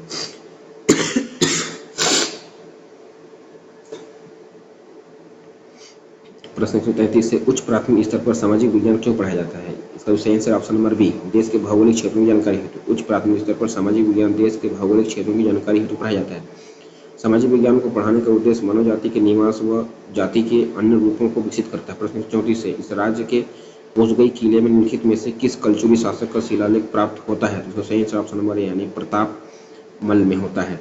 छत्तीसगढ़ राज्य में के कोसगई जिले में कलचुरी शासक प्रताप मल का शिलालेख प्राप्त होता है। रत्नापुर के कलचुरी में 11वीं और 12वीं शताब्दी में मध्य भारतीय राजवंश था। उन्होंने छत्तीसगढ़ के कुल भागों पर अपनी राजधानी रत्नापुर से शामिल किया गया था। प्रश्न 135 से सुमेलित कीजिए सूफी संत और सूफी संत एवं सिलसिले। इसका जो सही आंसर ऑप्शन नंबर इसका है डी। देखते हैं तरफ संत हैं और सिलसिले हैं। शेख बहाउद्दीन जकारिया सुहरावर्दी, ख्वाजा कुतुबुद्दीन बख्तियार चिश्ती, सैयद अली हमदाना ऋषि, शेख शफुद्दीन याहा फिरदौसी। प्रश्न 136 है, मौर्य प्रशासनिक व्यवस्था में निम्नलिखित में से कौन सा अधिकारी भू राजस्व विभाग का प्रमुख होता है? तो सही आंसर ऑप्शन नंबर सी यानी कि समाहर्ता। मौर्य प्रशासनिक व्यवस्था में समाहर्ता अधिकारी भू राजस्व का प्रमुख होता है। मौर्य प्रशासन अत्यधिक केंद्रीकृत था। सम्राट सर्वशक्ति और सभी अधिकार का स्रोत था। सम्राट को सहायता देने के लिए एक मंत्री परिषद होती थी। प्रशासन की सबसे छोटी इकाई ग्राम थी। प्रश्न 37 से प्लेट विवर्तनिक को सिद्धांत के रूप में सर्वप्रथम प्रस्तुत किया? तो ऑप्शन नंबर ए है W.J. मॉर्गन ने प्लेट विवर्तिक सिद्धांत का प्रतिपादन 1962 ईस्वी सर्वप्रथम हैरी हैस ने किया था, परंतु इस सिद्धांत की वैज्ञानिक व्याख्या सर्वप्रथम W.J. मॉर्गन ने की थी। इस सिद्धांत के अनुसार पृथ्वी की भूपर अनेक छोटी बड़ी प्लेटों के विभक्त है। ये प्लेटें स्थलमंडल लियोस्फीयर से निर्मित होती हैं एवं ध्रुवल मंडल में तैरती रहती हैं। यह सिद्धांत वेगर के महाद्वीपीय सिद्धांत का विकास माना जाता है। प्रश्न 38 1857 के विद्रोह के प्रभाव के संबंध में निम्नलिखित में से कौन सा कथन सत्य नहीं है? इसका जो सही आंसर ऑप्शन नंबर बी सत्य नहीं है। इस विद्रोह ने कंपनी के शासन को समाप्त किया था, यही सही नहीं है। 1857 का विद्रोह ब्रिटिश ईस्ट इंडिया कंपनी के अन्यायपूर्ण शासन के विरुद्ध भारत में एक शक्तिशाली विद्रोह था। यह विद्रोह मुख्यतः उत्तरी एवं मध्य भारत तक ही सीमित था। इस विद्रोह के समय निम्न प्रभाव परिलक्षित हुए। हिंदू मुस्लिम में एकीकरण देखा गया। विद्रोह के पश्चात भारतीय राज्यों के प्रति ब्रिटिश सरकार की नीति में भारी परिवर्तन किया गया। इस विद्रोह ने ब्रिटिश शासन के विरुद्ध विद्रोह का मार्ग प्रशस्त किया। प्रश्न 139 है, मुगल भारत में व्यापार के विकास के निम्नलिखित कारण थे? तो सही answer option number D A B C और डी सही है। मुगल भारत में व्यापार के विकास के निम्नलिखित कारण थे। मुगलों ने एक विशाल साम्राज्य की स्थापना किया, यातायात एवं संचार साधनों को सुधार किया, यूरोपियानों के व्यापार के लिए मुक्त लाइसेंस दिए गए, मुगलों ने एक मजबूत मुद्रा व्यवस्था को अपनाया। प्रश्न 140 है, सुमेलित कीजिए गुप्तकालीन संस्कृत रचनाएं एवं लेखक। इसका सही आंसर ऑप्शन नंबर डी है। देखते हैं तब रचनाएं तरह लेखक है। अष्टाध्यायी पाणिनि, मुद्रा राक्षस, विशाखदत्त, बृहत संहिता, बहरा मिहिर, मृच्छकटिकम शूद्रक। प्रश्न 141 है, दामोदर घाटी परियोजना से कौन संबंधित नहीं है? इसका जो सही answer option number C Obra बांध है, यही सही है। दामोदर घाटी परियोजना को क्रियान्वित करने के लिए 18 फरवरी 1948 को दामोदर घाटी निगम की स्थापना की गई। इस निगम का मुख्यालय कलकत्ता में है। वर्ष 1948 से 1959 की अवधि के मध्य दामोदर नही में 4 बांधों का निर्माण किया गया, जो निम्न पर है: मैथान बांध, पंचेत बांध, तिलैया बांध, कोनार बांध। ओबरा बांध का निर्माण रिहंद नदी पर किया गया था। प्रश्न 142 है, वैदिक युग के धार्मिक जीवन के संबंध में निम्नलिखित में से कौन सा कथन सत्य है? तो सही आंसर ऑप्शन नंबर डी, मानव जीवन को आश्रमों में विभाजित किया गया था। यानी कि वैदिक युग का विस्तार लगभग 1500 ईसा पूर्व से 500 ईसा पूर्व तक माना जाता है। वैदिक युग को 3 भागों में विभाजित किया गया था: प्रारंभिक वैदिक काल, उत्तर वैदिक काल, महाकाल काल। वैदिक काल के धर्म जीवन के संबंध में मानव जीवन को आश्रमों में विभाजित किया गया है। प्रश्न 143 है, लाफागढ़ एवं पुरी उपरोड़ा में कौन सी चट्टानें पाई जाती है? इसका सही आंसर ऑप्शन नंबर डी यानी धारवाड़ चट्टान पाई जाती है। लाफागढ़ एवं पीड़ी उपरोड़ा छत्तीसगढ़ के धारवाड़ क्षेत्र का एक हिस्सा है। धारवाड़ चट्टानें धात्विक खनिज के लिए जानी जाती है। इस चट्टानों में सोना, चांदी एवं अन्य बहुमूल्य धातुएं पाई जाती है। प्रश्न 144 है, 1764 में बक्सर के युद्ध के समय बंगाल का गवर्नर निम्नलिखित में से कौन था? तो सही आंसर ऑप्शन नंबर सी यानी वेंसीटाट थे। बक्सर का युद्ध 22 अक्टूबर 1964 को अवध की नवाब शुजाउद्दौला, मुगल सम्राट शाह आलम द्वितीय एवं मीर कासिम की संयुक्त सेना ने अंग्रेजी सेना के नेतृत्वकर्ता हेक्टर मुनरो के मध्य लड़ा गया था। युद्ध के समय बंगाल का गवर्नर वेंसीटाट था। गोंडवाना लैंड का भाग है, तो उसका जो ऑप्शन नंबर सी है वो सही है, मेडागास्कर। मेडागास्कर गोंडवाना लैंड का भाग है। जुरेसिक युग में पैजिया का विभाजन प्रारंभ हुआ एवं इसका एक भाग उत्तर की ओर जिसे अगारलैंड कहा जाता है, यह दक्षिणी भारत को गोंडवाना लैंड कहा जाता है। प्रश्न 146 से भारतीय इतिहास के निम्नलिखित पुरातात्विक स्रोत है, तो ऑप्शन नंबर सी है, ए बी डी दोनों तीनों है इसमें, यानी भारतीय इतिहास के पुरातात्विक स्रोत पाषाण अभिलेख, ताम्रपत्र स्तंभ अभिलेख हैं। पुरातात्विक स्रोत सामाजिक, आर्थिक और राजनीतिक क्षेत्र के विषय में जानकारी प्रदान करते हैं। यह स्रोत ऐतिहासिक घटनाओं की व्याख्या करने में मदद करता है। प्रश्न 47 निम्न में से कौन सा ऐसा संसाधन है जिसके बिना सामाजिक अध्ययन का अध्यापन पूर्ण नहीं हो सकता है, तो ऑप्शन नंबर बी सही है, श्यामपट्ट कार्य है ना। श्यामपट्ट कार्य ऐसा संसाधन है जिसके बिना सामाजिक अध्ययन का अध्यापन पूर्ण नहीं हो सकता। प्रश्न 148 इस राज्य के मातर पर्व में किस देव की पूजा की जाती है, तो ऑप्शन नंबर ए है, यानी कि खोड़हर देव। छत्तीसगढ़ राज्य में मातर पर्व में खोड़हर देव की पूजा की जाती है। यह पर्व दीपावली के तीसरे दिन मनाया जाता है। इसे यहाँ के आदिवासी और यादव समुदाय के लोगों द्वारा मनाया जाता है। प्रश्न 149 एक शिक्षिका सामाजिक मुद्दों पर कक्षा में हमेशा वाद विवाद कराती है, क्यों? इसका जो सही आंसर ऑप्शन नंबर है, यानी समालोचन चिंतन को बढ़ावा देने के लिए। एक शिक्षिका सामाजिक मुद्दों पर कक्षा में हमेशा वाद विवाद कराती है, जिससे कि रचनात्मक चिंतन को बढ़ावा दिया। प्रश्न अंतिम है 150 है, चर्र चर्र जलप्रपात किस घाटी में स्थित है, तो सही आंसर ऑप्शन नंबर ए, यानी कि खुरसेल में, यानी चर्र चर्र जलप्रपात छत्तीसगढ़ के कामेर जिले के खुरसेल घाटी में स्थित है। यह जोगीधर नदी पर स्थित है। इसी के साथ हमारा जो है आज का जो 2019 का जो शिक्षक वर्ग का जो था पात्रता परीक्षा का जो था वो समाप्त हुआ। इसी के साथ हम अगला जो है 15वें भाग में हम छत्तीसगढ़ शिक्षक पात्रता परीक्षा का टेट 2021 वर्ग 3 का हम देखेंगे। इसके साथ हम विदा लेते हैं, धन्यवाद।